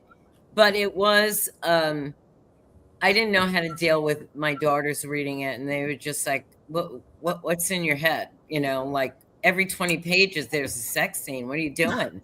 And I was like, well, it's about people who are in love, and people who are in love do certain things. I mean, that's just the way it is. It's just the nature of love and everything along those lines. That's right. I have to teach you because there's also another stereotype that comes to aging as well, which is this notion that if you live a certain lifestyle that you age faster and everything. And you kind of mentioned the drugs and rock and roll and everything like that. And that's part of what the book deals with and everything. And there's this notion that everybody's going to come out looking like, and I'm just going to name a star that is not always looking the best, but they're going to come out looking like Mick Jagger and everything like that. And Keith Richards. Now, that Keith face, Richards is everything worse. like that. But even I remember when I was in school at Marquette, first learning about a form of rock and roll that I did not know about because I grew up in the country town of Warrenton and was born here in Durham, North Carolina, and everything like that. But I remember going to a party and seeing people running into each other and going like, what the heck is this? And that's what my friends told me, that it was slam dancing, because I had no idea what the heck a slam dance was until I went to that party in the 80s and everything like that. So I don't know if Max has been to a slam dance party, but it's quite interesting when you run into people literally running into each other and bumping into each other and all in that space. Oh, yes. My first concert I ever went to was at a mosh pit. I was 13 years old. I also actually play rock and roll. So rock was invented by a Black woman, Sister Rosetta Thorpe. So I love rock and roll and also write it and play guitar and sing. So yeah, I definitely resonate with throwing yourself around and having a great time. Max, we you're got right. to get together. We do, Beth. It's a We'll pleasure. have to get together for sure. And people don't realize that Rosetta's background and how she influenced Elvis and a number of other people as well. But yeah, she was definitely out there inventing stuff. And just like people don't necessarily recognize the influence that Moms Mabley had on comedy when we were talking about Judy Tenata earlier and everything like that. So there are a number of people that aren't recognized as much as they should be. Even when Brent earlier was talking about her support of the LGBTI community, I was thinking about how people are just now learning about Pauli Murray, even though there's a Pauli Murray Center here in Durham, and she was definitely an advocate for that community as well. And yeah, Moms Mabley was from Brevard, North Carolina, just like Pigmeat Market was from right here in Durham and everything like that. So there are two North Carolina folks that were very much involved in the comedy circuit. And North Carolina's got a lot of great history, like Nina Simone and Roberta Flack, and others that are from here in North Carolina as well. So definitely some strong North Carolina ties, and John Coltrane, who was down there in Hamlet and everything like that. So there's a number of North Carolina connections that I talk about in my history talks and everything like that. So Kelly, when did you first learn about some of these great historical folks and everything like that? Kelly, you're on mute. Yeah, I try to stay on mute. How did I learn about these people? I grew up with their music, but then I live in Asheville, North Carolina, and I work as a tour guide for Black History Tours here in Asheville with a company called Hood Huggers. And so working with Hood Huggers, and I'm also a member of an organization called Black in Appalachia. And so I like to know the history. You know, anytime I go someplace, I first find out where the Black folks are and try to learn the history of the area. That's one of the reasons why I know about the Hayties, because when I lived in Knoxville, I was ensemble member of a Black theater company called Carpetbag Theater, and we performed a play called Between a Ballad and a Blues, which was about Howard Armstrong and the Tennessee Chocolate Drops, which was the inspiration for the Carolina Chocolate Drops. And now Rihanna Giddens, who was a member of the Chocolate Drops, has her Biscuits and Banjos Festival in Durham. Yes. I mean, the connections never end. And I just like to know the history so I can be connected, more connected to people. Yeah, no doubt. And I think Hayti and the Carpetbag Theater were part of a Southern Collective Arts Group. And I'm trying to think of the name of that arts group, but it was definitely probably NPN. I think either Network of Ensemble Theaters or National Performance Network. Yeah, no, it was National Performance Network. And then there was also another one that had like Roots in the title. Alternate Roots. Yeah, I'm a member Alternate. of Alternate Roots, and I'm also on the board of a arts organization called Waymakers Collective, and we are artists funding artists. So we give grants to artists in Central Appalachia.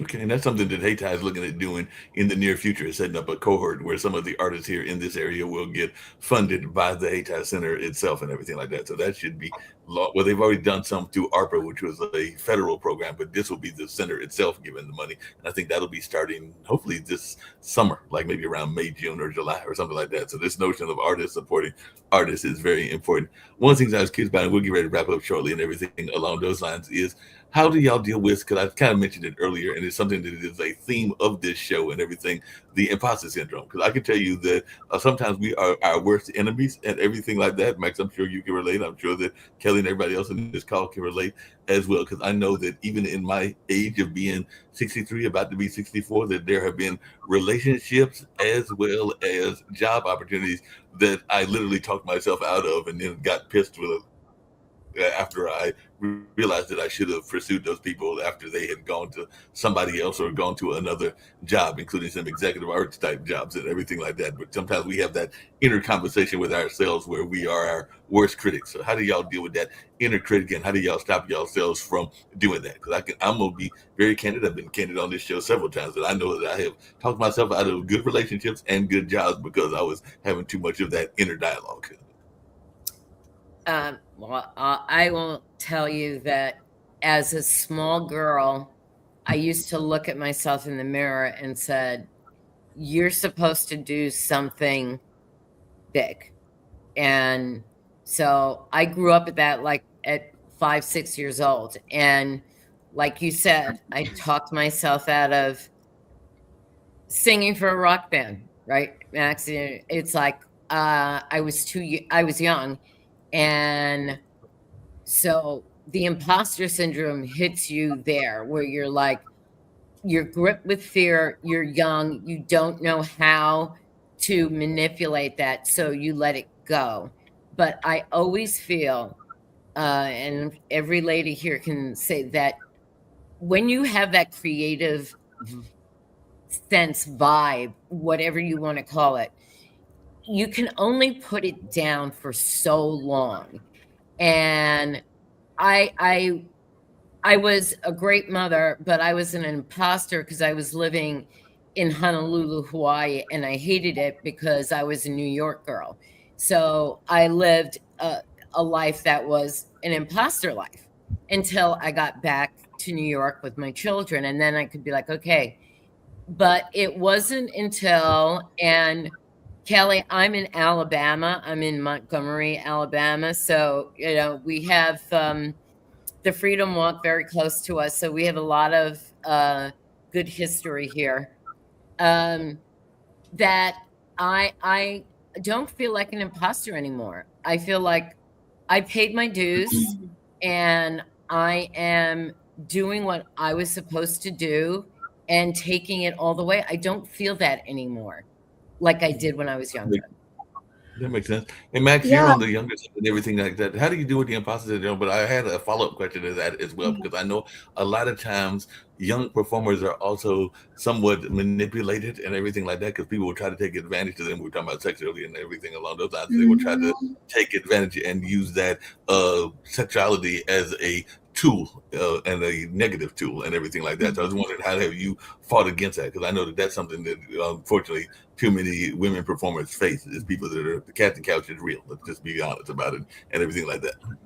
Yeah, thank you so much for that question. I in regards to like the imposter syndrome, yes, I feel that so deeply. I feel, I had such identity issues growing up as a queer Black AFAB, child of Haitian immigrants in a very white suburban spaces.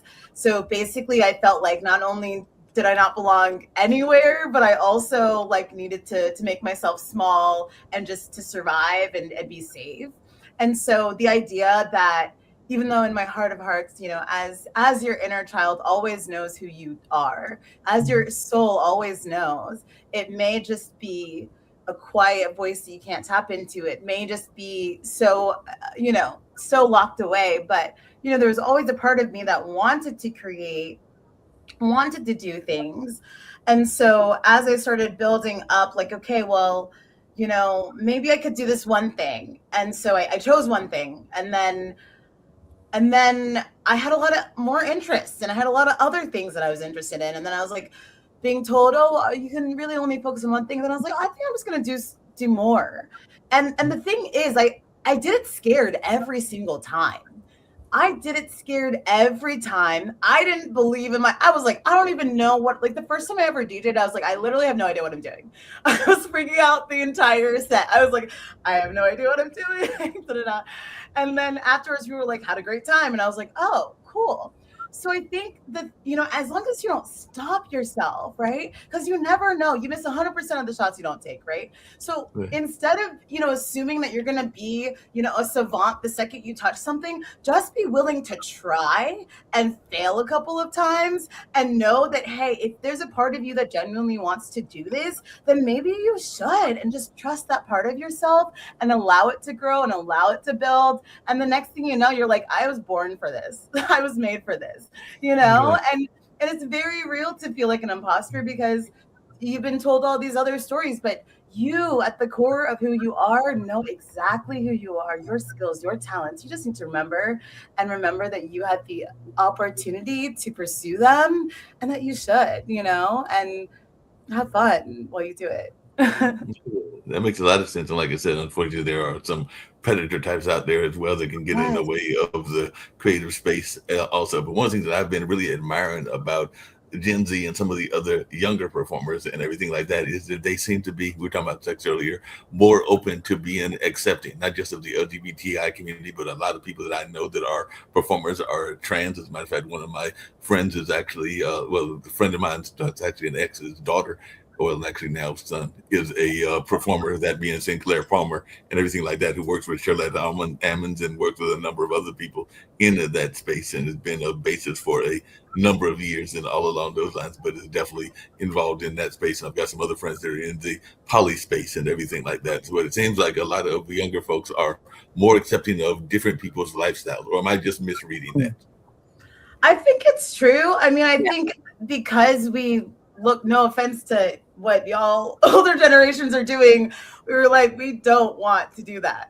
So, you know, we just saw a lot of miserable capitalist, just people not living authentically, working for systems that didn't care about them, living it, you know, being in marriages that were unfulfilling, doing all the things that they were told that they were supposed to do. And we were like, and then watching these people be so unhappy and then being told that that's what we're supposed to do, like, absolutely not. No, thank you. Like, I would rather figure out my own path. If the only option is that, and like, and devoid of I don't know, of any other possibility, I will choose any other possibility, right? And, you know, rather than personally, and this kind of ties into what I wanted to say about, you know, the predatory nature of the arts world, because it can be exploitative, it can be predatory. I have come across that in all different levels. I had an audition in LA once where the director asked me to go into another room and like do the scene with him, which was an intimate scene. And I was like, absolutely not, and walked out of the space, right? Now, mind you, I've also dealt with that in the indie world too, like dealt with, you know, different energies. And so when we're dealing with that, like, one of the things that's a core value for me is standing in my, like, in my values, in my ethics, in my morals, and my self-worth, and not allowing for other. Luckily, I'm not super into capitalism, so I'm not going to be easily manipulated by greed. I'm not going to be easily manipulated by power. I'm genuinely here to help and care and move the collective forward. So I think having those values allowed me to be a lot more discerning about who I wanted to work with and what stories I wanted to tell and how I wanted to be engaged with and what I was willing to put up with. So I would say that if you know who you are and what your values are and how you deserve to be treated and what you really like believe in, just holding that close to your heart, even when people may be giving you offers or giving you things that you think you want. Like, it's not worth it to compromise who you are and to sell your soul or your body for art. And yeah, it's just not worth it. So I would say, yeah, love yourself and choose yourself. Yeah, definitely love yourself. I agree with you on that and everything like that. Hey, Kelly, just really quickly, because Max kind of alluded to it, and all along those lines is too often people, particularly I'd say 40s, 50s, and 60s, but even some of the young folks as well, are too quick to go into jobs, even though they are not fulfilled by those jobs. So that's one of the things that I got frustrated with, because I love my arts jobs and I love the podcasting work that I'm involved in here and everything like that. But there have been other jobs that I went to just to pay the bills, and I got friends that drive things like Uber and DoorDash and stuff like that in order to pay the bills. And we know that some people have even gone to jobs in terms of their work because they want to survive and everything like that. Not that they have a passion all along those lines. So how did you manage to avoid that? Because I know people that are working at like some of the corporations around here that don't really have a passion for those corporations. They just went there because it's the job that is going to help them pay those bills and raise that family. How did I avoid it? Yeah. I ran from it. I mean, I feel like I could have easily gone in like 10 different directions. You know, Right. when I was a junior in high school in Atlanta, I became an assistant to one of the vice presidents of NBC. I participated in like a mentorship, and I was working as an assistant to an assistant in a corporate place, and I did that for 2 years. And I could have easily just gone into TV like a lot of my friends who were also interns. That could have been my life. I thought I was going to be a teacher. When I graduated from college, I taught elementary school music, and I enjoy teaching, and I believe that music is a subject that allows you to teach to the whole person. And so I always thought I was going to be a teacher, whether it was going to be art or music. I just wanted to be a teacher. But just in that 1 year, I couldn't take being in the building all day.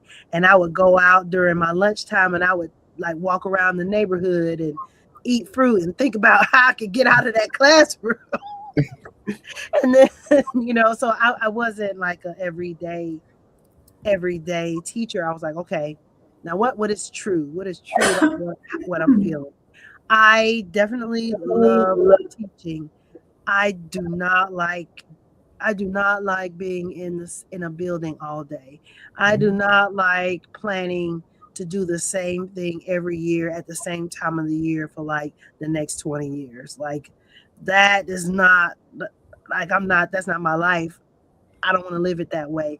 And then also my mom worked for the IRS and my dad worked for Bell South. And I grew up listening to all these stories about how they were treated at work and how much they hated work, and how when they came home from work, it was like, do not bother me because I have to decompress from this job I hate. So I grew up with that. And then being an artist, I'm thinking like, well, I don't have to be like that.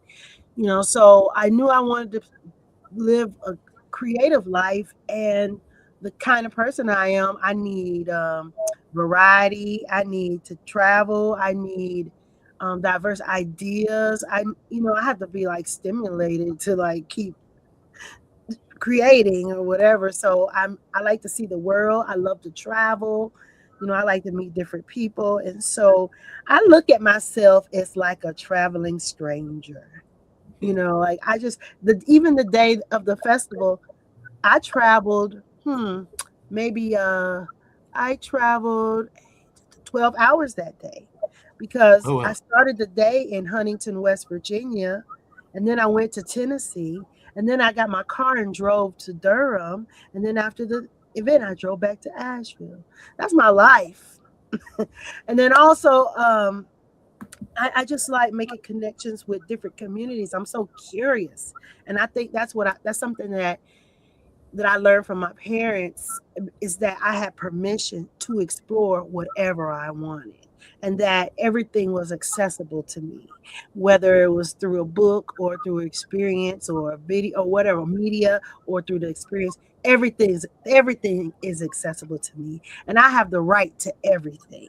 And so I just grew up with that, feeling that, and then also feeling a curiosity of wanting to dive deeper into everything. And that's part of like how I guess I get easily distracted too, is that if I'm on a path to something and I see something that makes me curious, I'm gonna like have that adventure. I'm an adventurer.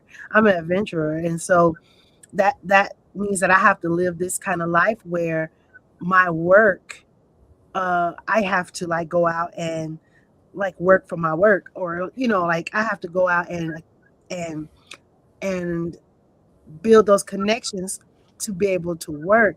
And that's what I do. And so my life is full of teaching. I facilitate workshops with teachers and students all across the country, with nonprofits. I perform a lot. That's probably like I perform a lot. But then I also organize in the community. Like I had a jazz festival I ran for 5 years till the shutdown. And then I also like help other artists. So my life is just about helping people with the gifts I've been given, like making other people's lives easier, using my skills and my gifts. And so far, I mean, I'm in my 40s. So far in my life, it has made it possible for me to provide for myself. Now, I am definitely business minded. I'm not saying it just comes like floating on a cloud.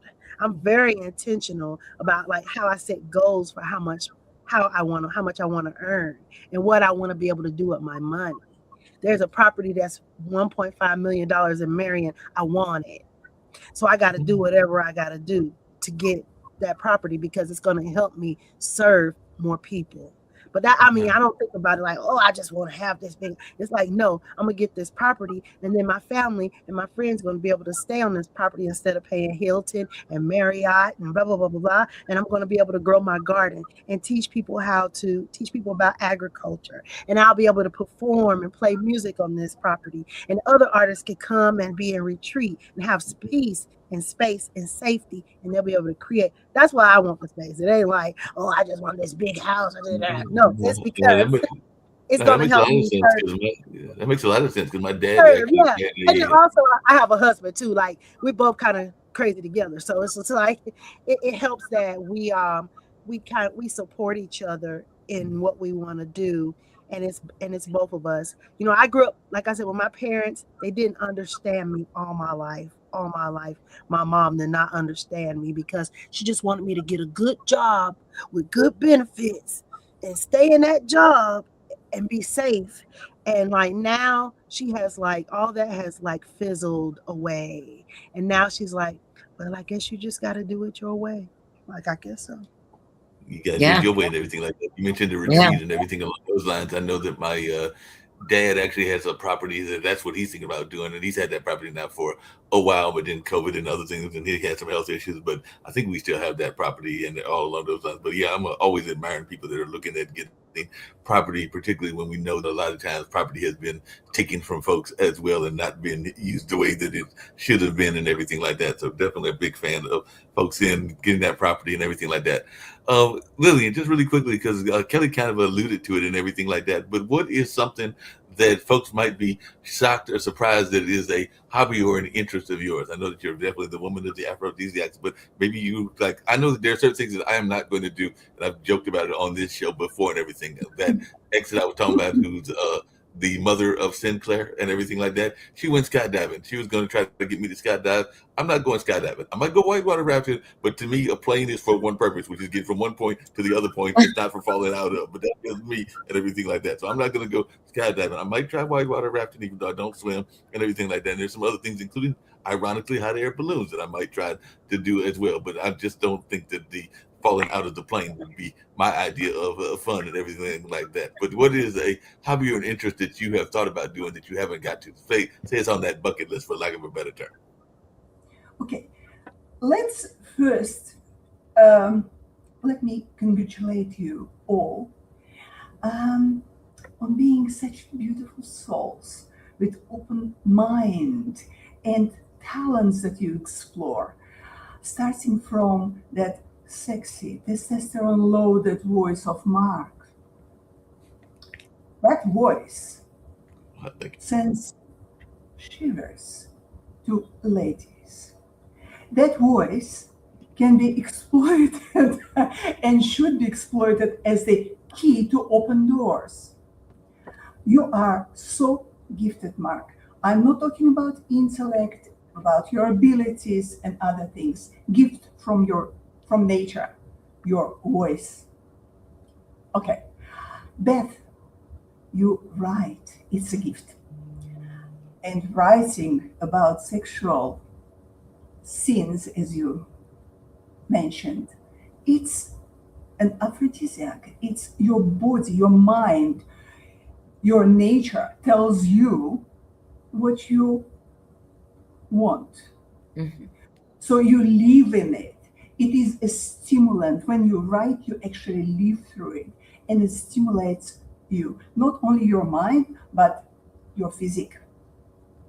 I live my character as I'm writing her. It's like I jump from my world and I jump into her world, and I'm living in, you know, this rock world, and it's like, yeah, that. And somebody said to me, to be a good author, if you can live your characters, then you're doing something right. And, you know, some people just write, especially in romance. And as I said, I'm not a romance, very specific writer, but they have a pattern. And it's like they hate each other, they love each other, they're this, and then they get back together. My book is totally different. It just is. But I'm writing stuff, and I'm literally crying because I'm writing a sad part or a very emotional part, and I'm sitting here typing away going, oh my gosh, why is this? Absolutely. So I wouldn't be surprised if you would have physical orgasm when you actually write those scenes. Close to it. You know, Close to it. I know. Close to Anyway. it. And it is positive, it is good. Maxine, you are gorgeous, physically and spiritually. I can feel it. I came into conversation later simply because I'm in Australia and it is early morning. So Mark was kind enough to tell me to come at 8 in the morning, which is now 9. And so I didn't know what you, all of you were doing before, and your backgrounds and so on. So I sort of got it now. So musicians, most of you have musical backgrounds and creative minds. Well, what can I say? I graduated from Melbourne Conservatorium. I did run music schools as business. I performed on stage. I wrote musicals. So I can relate to you guys. But talking about imposter syndrome, hang on, before imposter syndrome, I'll tell you something about Kelly. Kelly, dolls, it tells me so much about you. It tells me how kind, how beautiful it is. Step back into fantasy, into fairy tale. I brought so many dolls from my trips. Well, old dolls that I bought, say, in Hungary, or I visited in my sort of journey around the world, over 170 countries, almost everywhere I've been with my husband. So dolls, it's something amazing. I can actually show you a couple of dolls, or maybe off air. If you'll contact me, I'll show you my dolls. You'll surprise, and I'm happy to share because, well, what am I going to do with them? They're just sitting here. Well, imposter syndrome. Ladies, Mark, I never had imposter syndrome in my life. I don't know that feeling because I'm confident from since I was little, probably because of my parents, how they took everything what I said seriously. So it comes from family, it comes from your cultural background, it comes from your education, and also from your natural, beautiful doggy there, Have you right back. from your inner feelings. I tend to extract, my little sort of trick is I tend to extract pleasure out of everything I do, whether I play music, and I'm a pianist, whether I talk, meditate, meet someone, enjoy food, cooking, creating something, I always extract that little grain of pleasure from everything I do. And it's just on automatic. And maybe that is the key to not for not feeling that imposter syndrome, because at the end of the day you get that little reward. Well, try that, maybe you will like it. What else, Mark? Reigns to you. It's Mark frozen. Yeah, I think we are I don't frozen. know if I think we may have lost Mark or Yeah. maybe the connection. Oh, Yeah. can you hear me? Oh, We can hear you, Lillian, yes. But we cannot hear Mark. Oh, Mark got out of it. I want to say, Lillian, though, that's powerful. It's something that people overlook, but that's very powerful what you said about finding like pleasure in everything that you do, because that's what keeps you like open when you're in a situation, interaction, experience, or whatever, is that you're finding a reason to have some joy. And that's like what really makes your light shine. well, we live for pleasure. That's the purpose of life. We live and we extract pleasure, whether you understand it, realize it, or you don't. If something doesn't bring pleasure, you don't do, you avoid doing it. Starting from foods that you like, from brushing hair, which I do only once a week because my hair is similar to Maxine's and Kelly's. Look at that. Yeah, So- sometimes computers. Go ahead. Is back. Mark is back. Mark is Yeah, back. sometimes computers have a mind of their own, so I had to switch to the phone and all along those lines. Really quickly before I get ready to wrap up and everything along those lines, what is something for all of you ladies that would surprise people is a hobby or an interest of yours? That's what I had asked Lillian earlier, and I didn't hear whether she gave me an answer or not. But I'll start with you, Beth. What is maybe an interest or a hobby that people might be surprised that they're listening to this, going like, I didn't know that she wanted to do that, or that she was interested in that hobby or that interest? Well, I will tell you this. First of all, music. It's music for me.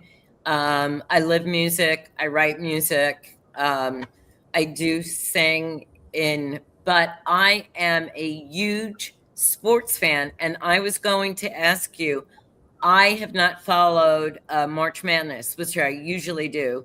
And I don't know who's in the Final Four this year, but I am a major football fan. I live it.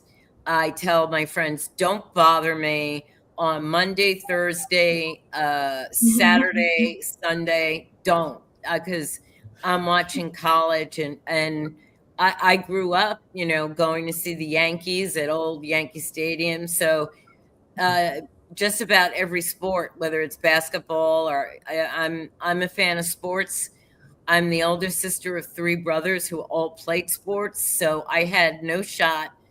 I needed to like it. And yeah, I do. I love sports.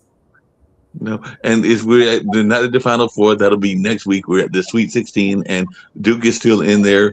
I want to say Alabama is still in there, and there are a number of other schools Alabama. My daughter said, I'm picking Alabama to go all the way, and I'm like, well, I'm not that confident, but okay.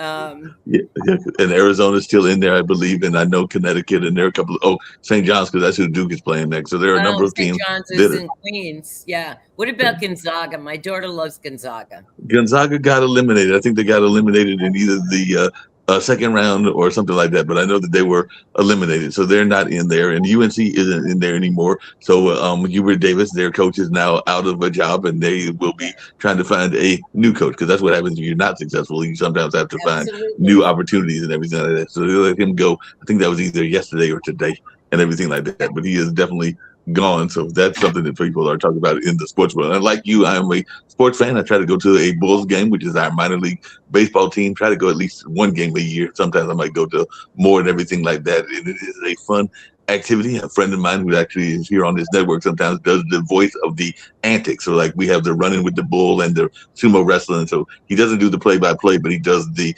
voiceovers for that work. And he also does a lot of work in the gaming space, and that's Dovey and McDovey and everything like that. So he's very much a creative person. He'll be doing some video game stuff at the Hayti coming up, I think, in another month or two, and all along those lines. But he does that. And we have unusual sports that I didn't know we had. So I want to get to those events. Like hockey is big here, and it's been big for a while. They actually won a Stanley Cup several years back. So I keep saying I'm going to go to a Hurricanes game, even though I haven't been to one yet. And I keep saying that I'm going to go to a curling match, because we have a curling team here in Durham as well. And then we've got like, I think Holly Springs has like those ultimate kind of sports. I know we've got ultimate frisbee, but I think they've got like the BMX racers and the kind of like X stumps that you see with like the skateboards and stuff along those lines. And that's in a suburb of, I guess Holly Springs would be considered a suburb of Raleigh and everything like that. So there's things like that I keep saying I want to go to. Like I've told a friend of mine that I want to go to a roller derby contest, because there is a roller derby group that meets here and does the whole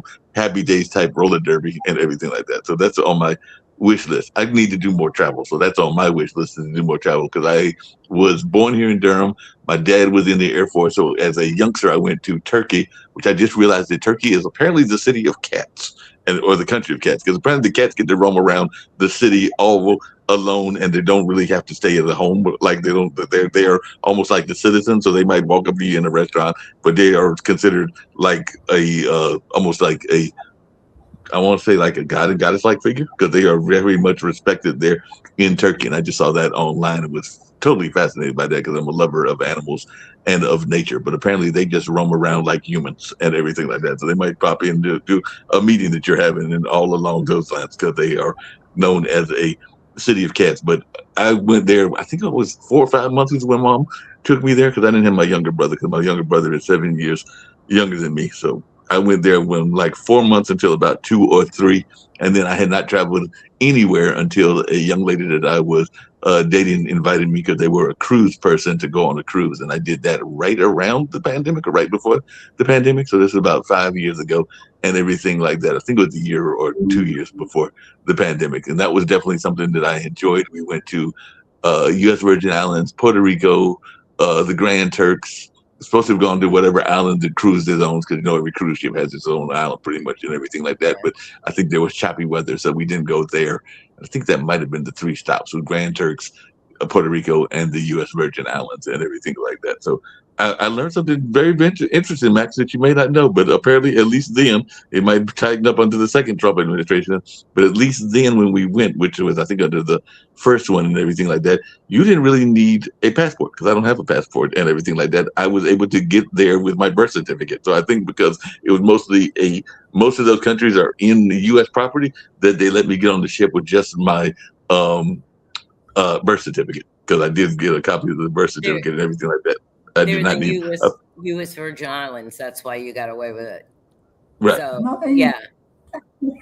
And I will say one thing to you, Mark. Yeah. I did one thing on my bucket list that was sports related. I went to Lambeau Field in the winter. It was snowing, and after my New York teams, I'm a Kansas City Chief fan, and it was Kansas City and Green Bay, and we were rooting for Kansas City. But Lambeau Field is, if you're a football fan, it I is am. everything that you think it is and more. Well, ironically, that young lady that I was talking about was a Wisconsin native. We actually met during my college years and then lost touch and have now lost touch again. But we reconnected like about 6-7 years ago and everything like that. And there was like a brief romantic spell and everything along those lines. So that's why I said they were a cruise advocate and everything like that. So that's like they and their now late mom used to go on cruises regularly, but they were a Green Bay fan. Ironically, even though I'm a Durham, North Carolina native and everything like that, I am a fan of the Vikings. So that made for some interesting tensions in the relationship. And it probably didn't help that my brother is a Bears fan. So if you know anything about the Central Division of football, all three of us were we're all over the place. And then I have friends that are Detroit fans as well. So all four teams were represented in some of our family and friend outings. Max, just really quickly before we get on out of here, and I'm going to come back on the other computer and everything like that. What is on your bucket list that you haven't got to? Ooh, there's so many things. I love to learn new skills, and I love to learn new things all the time. So things that are coming to mind for me, I, like Kelly, one day want to have beautiful space and land and opportunity to cultivate and create community sustainability, all that beautiful stuff. So I've been thinking about how I'd love to learn how to do like pottery or like woodworking. Like I could customize things in my home. I could build things for my studios and my properties. I could just have like nice things that I've created. I love the idea of like a usable art. Most of a lot of the art I make is like, definitely to be experienced. So I love the idea of being able to use something that I've created, whether it be like, steelworking, welding, like things like that. Just learning how to create more things with my hands. Yeah, that makes sense. What about you, Kelly? What's on the bucket list? Something that you want to get to that you haven't got to yet? I want to spend some time in Thailand. Yeah, I mean that's not hard. It's just making the time. I'm kind of Japan spoiled. Like we go to Japan a lot. I'm kind of Japan spoiled, and so every time I have like a time to go somewhere, I'm always like, let's just go back to Japan. But I would like to go to Thailand and spend some time there and eat there. Yeah, I've heard good things about Thailand. We actually have a gentleman here that's on the show that is from Bangladesh. He keeps inviting everybody to come to Bangladesh to visit him because he's a professor and does some other educational work and business development in that country. And I've heard great things about Bali. I have a cousin that goes regularly to Costa Rica. I think that he may have, Lillian, you get a kick out of this because he is a now retired GBI, Georgia police officer and everything like that. But he kept going to Costa Rica and would go a lot of times with his fellows, buddies and everything like that. So I'm convinced that he has a secret girlfriend, but he's just not telling us because we haven't heard anything about who this person is or anything like that. So I'm convinced that there's a secret relationship going on somewhere out there because he keeps going and I can't be just going just for the fun of it. Then again, I hear it's a pretty country. So maybe he can be, just like I've got a friend that's gone to Belize a couple of times as well. So what's on your bucket list? I didn't hear whether you answered that, but also really quickly, what should all of us know about Australia that we don't know? Because one of our regular panelists, at least he's not been a regular, but he used to be a consistent panelist, is Shaquille Vladimir, who is a hedge fund investor and a greyhound racer and everything along those lines. And I think he's from Sydney, if I remember correctly, and everything. But he's got family all over Australia, and he's originally from one of the islands is nearby, and all in that space. I want to say Fiji or something like that. But he's lived in Australia for most of his life and everything like that. I think his mom is a medical person and everything like that. And he's also involved with Turning Point Australia and everything in that way. But what's something that people should know about Melbourne? I know you have a great opera because I've heard about the great opera and everything like that. But what's something else that people should know about Melbourne? Oh, well, Australia, it's amazing country. It's an island. It's one of the biggest islands on our planet. Well, some people call it continent, but I think it is an island. It has unique flora, unique fauna. You will find here animals that are not anywhere else can be found, like your kangaroos and platypus, and a lot of other things like Tasmanian devil and dingoes. And if you like nature, Australia is the destination. Otherwise, it's very similar to everywhere else. The same gray city with administrative buildings, the same patios, the same plazas, the same museums, the same theaters. So if you are after culture, after history, it's not Australia. But if you love nature, yes, definitely here you have Ayers red earth. All of a sudden there's huge rock. Where did it come from? And it is sacred. There are caves where ancient Australian indigenous people drew their kangaroos and spears, and it's interesting for those who like it. Well, there you go. Can I promote Australia? Yes, definitely. Australia is interesting, but it is far for you guys to travel.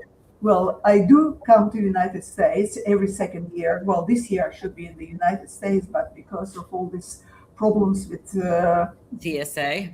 yeah, I'm coming in July. I should be coming to the United States. It's 14 hours flight from the LA airport to Melbourne.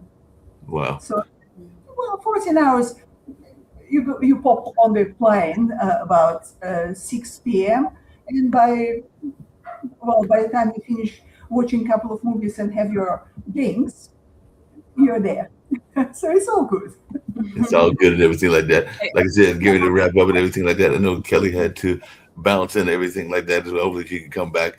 But definitely hope she did say she wants to see your dolls at some point. So hopefully she'll reach out to you, and I can also put you in touch with her. And I know that also Max can, because they were part of that NC collective and everything like that. So as we get ready to get out, one of the things that I've got is a video about education and everything like that. But I was just wondering if y'all could share, like I got everybody to do except for Kelly because she left before, but hopefully she'll come back, your message of positivity and also how you can be reached and all along those lines. Because this has been a fun conversation, and I always love these online dinner parties. Sometimes they go 2 hours, sometimes they go 3 hours. So y'all are all welcome to come back anytime you want to and everything like that. And they're available because I love having these conversations and just enjoy the nature of us meeting and learning from each other and having these kind of dialogues. It is amazing. Yes. If amazing. you want a positive? Yes. I believe 100%. I am spiritual, like Max said, and I think Lillian said that. I totally believe in spirituality, and I manifest every morning, and I put out into the universe only good things. And I really am one of those people who, when people say negative things, I say, the universe is hearing you. So be careful what you say, because I believe that comes back to you. So if you don't have anything nice to say, just keep your mouth shut. But I want to always, I wake up at 6 o'clock in the morning, I have my cup of coffee, and I'm sorry, I do have a cigarette, and I manifest and I project out what I want for people, friends, just, and it works. And just people need to, like everybody said, we all need to be kind to each other, but just that positivity of manifest your dreams, because you are in control of them, whether you think you are or not. You are the one who directs your life. And I have been in a situation, a first marriage, terrible, lived in Hawaii. I got the strength to get out of that because I believed in myself. And so just, yes, manifest and look to the universe because it will give to you. No doubt about that and everything. Also, how you can be reached and how people can get a copy of those 6 books. So there'll be 8 and eventually might even be 15 Yes. in a miniseries. I have a website, which is www.perfection.com. I'm also on Amazon, Ingram, Barnes & Noble online. I'm doing a lot of book signings. And if people want to contact me, if any of you ladies want to contact me, I will put out my personal email address, which is bethaDudzik@gmail.com. And as I said, I'm looking for people who want to collaborate, whether it's music, whether it's film, not film, movie, like TV, because my mind is racing with ideas and I want to hear from people who are like minds. And I think you've had a brilliant group of people that are of like minds. No doubt, and that's what I love doing is bringing people of like minds together and all along those lines. So that's been great and everything like that. Max, if you want to tell folks how you can be reached, your message of positivity, and I can also tell you that one of the things that we've been wanting on the Pod TV because with their program director as well as producing some of the shows and everything along those lines is we've got plenty of talking head shows, but we don't have any creative shows. Even though we will sometimes show some sports events on the sports channel because there's actually 4 channels that they have. There's a travel channel that Brandon Stewart does most of that content and everything like that. There is a events page that has like some concerts that's not as active as it should be. There's a political channel and everything like that. But one of the things that we've been talking about, me and Nick Palvado, one of the founders, and Kim Calhoun, is they want more creative work. So if you want to bring the web series to Pod TV, I can personally say that we would gladly take it and we would air it as long as y'all wanted it aired and everything like that. So I'm just offering that to you and everything like that. So that is an opportunity for you that I can be carte blanche and everything like that. So thank you so much. I appreciate that. Yeah, I have to. Yeah, I'm so grateful, Mark. Thank you so much. And yeah, if there's anything that I can share in regards to like creative stuff, I'm always happy to collaborate. And it's been so lovely being in this space with everyone, this virtual space, and connecting and listening to all of your wisdom. It's been so beautiful and fun. So for me, the ways that you can reach out to me, right now, I would say that my Instagram is a great way to reach out to me. It's Max, M-A-X, Sun, like the sun, S-U-N, love, like love. Love. So at Max Sun Love on Instagram is a great way to get in touch with me, see some of my work and what I'm doing. I also have an email if you want to collaborate. It's my first name, period, my last name, 223. So maxine.elwa223@gmail. And you can like look at my spelling on my little picture here. So for me, the thing that I want to share in regards of something positive is I just want to encourage and uplift and support gratitude as a practice, and honoring gratitude has been such an amazing way for me to shift the way that I, navigate through this world, right? Beth was talking about how, you can be around like so much negativity and you're just like overwhelmed. But there literally is always something to be grateful for in every moment. And if you take the time and the moment and the second to just breathe and find that, even when you're going through a hard time, even when you're in conflict, even when like things seem like you can't even handle it, like taking that moment to just remember something to be grateful for, whether it's that you can breathe in that moment, whether it's that you can see, you can hear, you woke up that day, you got a chance to drink water, you had a meal, right? Or it could be, that, or it could be something like you have, everything's working out, you got all this money, you got all your gigs, everyone loves you, like whatever it may be, that will help you to remember how grateful you are in that moment and connect you with yourself and your experience and the greater universe. That is what I would encourage and uplift. I appreciate that and everything. And by the way, I do know that Kelly is also, and you did see her names all the other things on Instagram, and it's under her name. So yeah, folks can find her on Instagram as well, because she's definitely on Instagram also. So they can definitely reach her there. And you can also find me under Lee Entertainment 62 on Instagram as well. So definitely the folks can reach me on that way as well.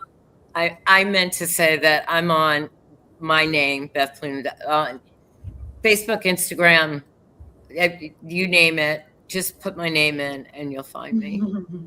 Sounds great. Lillian, give us your message of positivity and everything like that, and also how you can be reached and other things that you might want to share that we didn't get to. But definitely it's been a fun conversation, and I look forward to having another one on April 1st. That's right. The next show will actually be on April Fool's Day, but we'll have some great guests, and they won't be fools. They'll be actually amazing people like we've had today and everything like that. But share your notion and what you want to share in terms of positivity. Well, positivity comes from, once again, that word, good health and pleasure. So whatever can support those two, do it. I know that Beth likes sport, football. I watch football, but for different reason. I love looking at those muscles, at those athletes, and that gives me a kick. I've been to, in 1998, it was Cap du Monde in Paris, and I happened to be in France at that time. Oh my God, you cannot believe how much pleasure I extracted from just being there and watching them play. I don't even remember who won. I believe it was Scotland won over Spain on that occasion. But because I witnessed the street fight between fans anyway. But whatever gives you pleasure, it could be writing, it could be podcasting, it could be anything, do it. Right now, I'm at the stage of my life when I decided to share what I discovered and collected with others. So other people also can enjoy that, that piece of wisdom that I collected from all over the world. So once upon a time, it was in 2015, I got a call from Fremantle Media in what's called Bang, something in LA, Burbank. That's it. Burbank. And they invited me to actually do a show, aphrodisiac reality show. So I was meant to be the voice of science and discoveries and so on. But I was busy, and I am not commercial person. I didn't realize how big was opportunity. So I came, spoke to them, and said, I'm busy.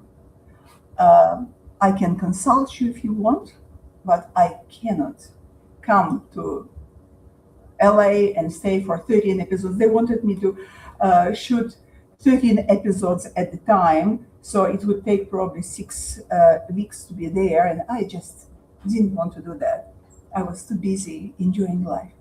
So right now, if there is an opportunity of that kind, or documentary, or something where I can share that knowledge, and I have amazing recipes, amazing things, and it's not just food, I will be only happy to do that. So if someone wants to contact with me, the best platform is LinkedIn for me. I don't go much to other platforms simply because there is not enough time to enjoy life. There you go. I'm pure hedonist, as you can see. So if you will come to LinkedIn, just type in my name, Lillian Zeltzer, or aphrodisiacs expert, and I'll be there. Yeah. Sounds good. I appreciate that and everything along those lines. The video that I usually play going out, and I'll play it on this one as well, is about educators, but not just the regular teachers, but also the support staff. Like my grandmother was a cafeteria worker, mom was a guidance counselor, and it's a award that is set up, I believe, in Oklahoma, if I remember correctly, and everything. But we'll see when the video plays and everything like that. But they are honoring like the support staff, whether that's the janitor, whether that's the resource officer, and everything like that. And I think he's been doing this now for almost a decade and everything like that. So just really quickly before I play the video and get us on out of here, how important has education been to each of you ladies? And is there a teacher that really resonated with you? Like I know that in my college days, I had George Reedy, who was the press secretary for Lyndon B. Johnson. And I also had another young lady that was a professor who had us get out and do like some field reporting and everything like that. So those teachers, even though I can't remember that teacher's name, and the two teachers that were on the opposite ends of the spectrum religiously, because one thing about Marquette is it is a Jesuit university, so you really had two minors. You had whatever minor you chose, which was poli-sci in my case, and you had a theology and philosophy minor because it's a Jesuit university. So you had to take about 21 hours of courses in those fields. I think it was 12 hours of theology and 9 hours of philosophy, or vice versa.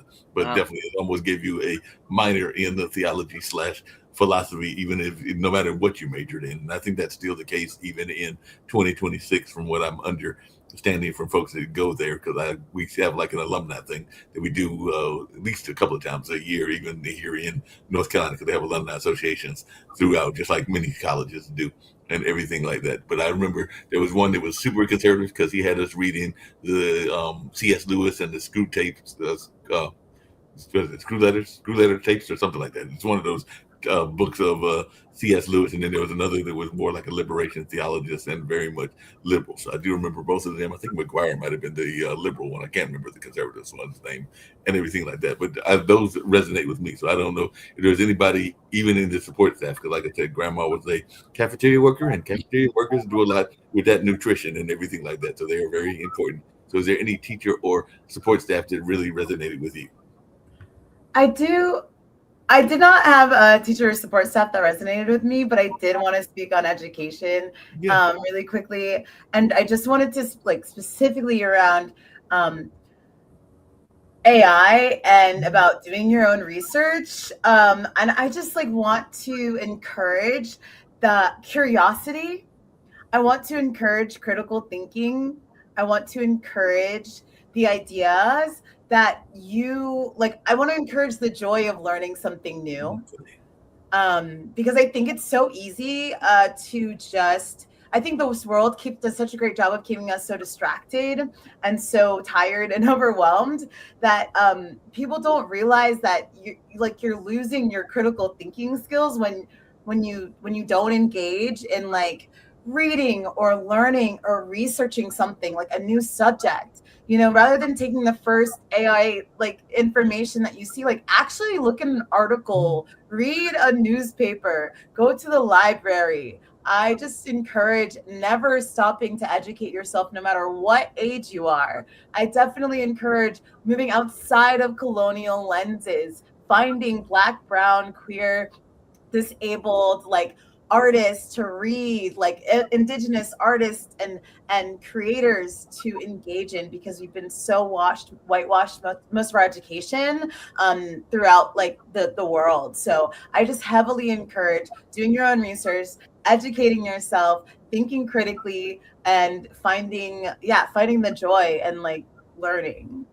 Yeah, I agree with you on that, because my grandmother actually started the first African-American library in Raleigh, which is still existing, and they just named some awards after her last year and everything like that. So the Richard B. Harrison Library has been around, I want to say, since the 40s and everything like that. So it's been around almost 70, 80 years or all along those lines, and it is still very much a active library. And it was the first African-American library that she started, because Grandma Molly passed away in 1982 and everything like that. But she's one of my inspirations as well. I got a number of ancestors that inspire me, even though they've been gone for decades and everything like that. So Beth, what about you? Is there any teachers that really inspired you, or that you were really inspired by? I'm going to say, first of all, I agree with Max. AI, for me, I just use it for my book. I don't lean on it because AI can be wrong, and I don't know if people understand that AI sometimes is totally wrong, and I only use it for making little scenarios. Right. I would say, honestly, I had great teachers through high school and college, but the people who I learned the most from are my three daughters, who laughed at, oh my gosh, you're on Facebook. Oh my gosh, mom's doing this.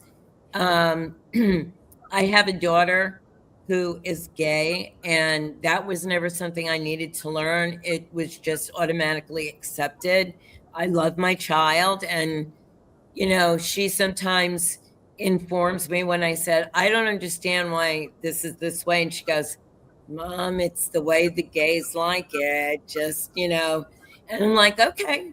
So I learn with my daughters about what is happening now. I mean, they're millennials, so they're totally in a different head, but I've learned from them. And my oldest daughter, I have a granddaughter, which I'm a Gigi. I'm not a grandma. I won't take that moniker on, but everything's different from the way that I raised them. And so she's taught me, oh no, it's this way. So I'm constantly learning from my daughters who are, in the space of, they're the ones that are out there being, 30 somethings. And I don't want to say they have control, but, like, yeah, Mom, you're old. This is the way we do things. But they're very good in the way that they kind of bring me in and say, okay, so this is, and I'm like, okay, I understand. So I would say my daughters have taught me, going through every stage, something different. Yeah, I agree with you on that and everything. Lillian, what about yourself? What's something that you want to say about education? Maybe there was a teacher that really inspired you in Melbourne or in your travels or everything like that. And then, like I said, I'll play this video and get us on out of here. But this has been a fun conversation. Lasted all longer than I thought it would and everything. But that's all the times what happens on these shows and everything along those lines. So definitely tell us a teacher that really inspired you. Okay, life is my teacher. I know it is philosophical subject, and I know that it's difficult to pinpoint for me one particular person, because I am influenced. I'm a product of my parents, grandparents, my neighbors, my friends, my colleagues, people that I met in my travel. I am influenced by my husband. Who did the most of positive, negative influence on me, I have no idea. But I am not stopping learning. And today, thank you to Mark, I learned few more things about authors like that, Maxine, and about Kelly. And I really enjoyed it. Thank you so much. I continue learning. And once, how does it say in Latin? Cognito,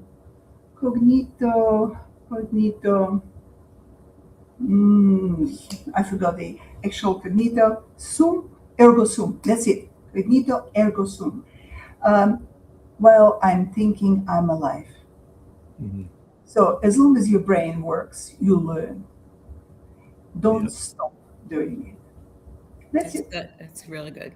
No, that's a great way to end the show. Like I said, I'll bring up this video and get us on out of here and everything along those lines. This has been an amazing conversation. I do want to shout out a college, I mean, like high school, or actually she was, I think, a year or two ahead of me, but I did see that Anne Franklin, who is a longtime friend and a longtime family friend, because I know her and her mother, as well as her brother and everything else, and is a friend of both me, my younger brother, and my parents and everything like that, that she had popped on here and gave this show a heart and everything along those lines. So good to see people that have been watching, and that was one that I was going to give a shout out, since I did see that they had given a heart and all along those lines. And I did see that they added a new tool here on StreamYard, which is a widget and everything like that. So you can create a poll. So I created a poll earlier when all four of us were on, asking which one of you resonated the most and everything like that. So if anybody wants to take the poll, they can take the poll. I may put mothers on other shows, but apparently it's a new feature that StreamYard has added. So I played with it today and everything like that. But on that note, I'm going to get out of here with this education video that was going from Oklahoma and everything like that with you ladies, as well as the other lady, Kelly, and the two gentlemen, Brent and the other gentleman, were also great guests. So I thoroughly enjoyed all of you and look forward to hopefully seeing y'all on some other online dinner parties as well. And I know I'll see Mac, because he's here, and Kelly in the Triangle area, so I might see them in person at some events going on at ATI and other Invite me anytime. Yeah, sounds good. Sounds great. Yeah, So happy to be here. Happy to come back. Thank you so much. no problem. So on that note, we're going to get out of here with this video, and y'all have a great one. Thank you. No problem. Thank you. Thank you.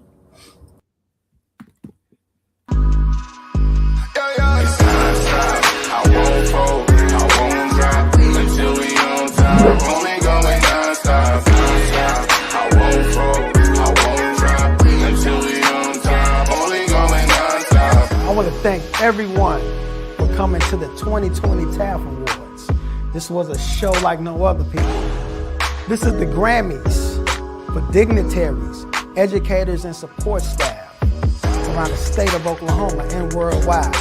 We cannot do this without the support of the people. So we thank you, I thank you, for being such a dedicated supporter to this movement for the Teachers Appreciation Foundation. I thank you. I won't fold, I won't drop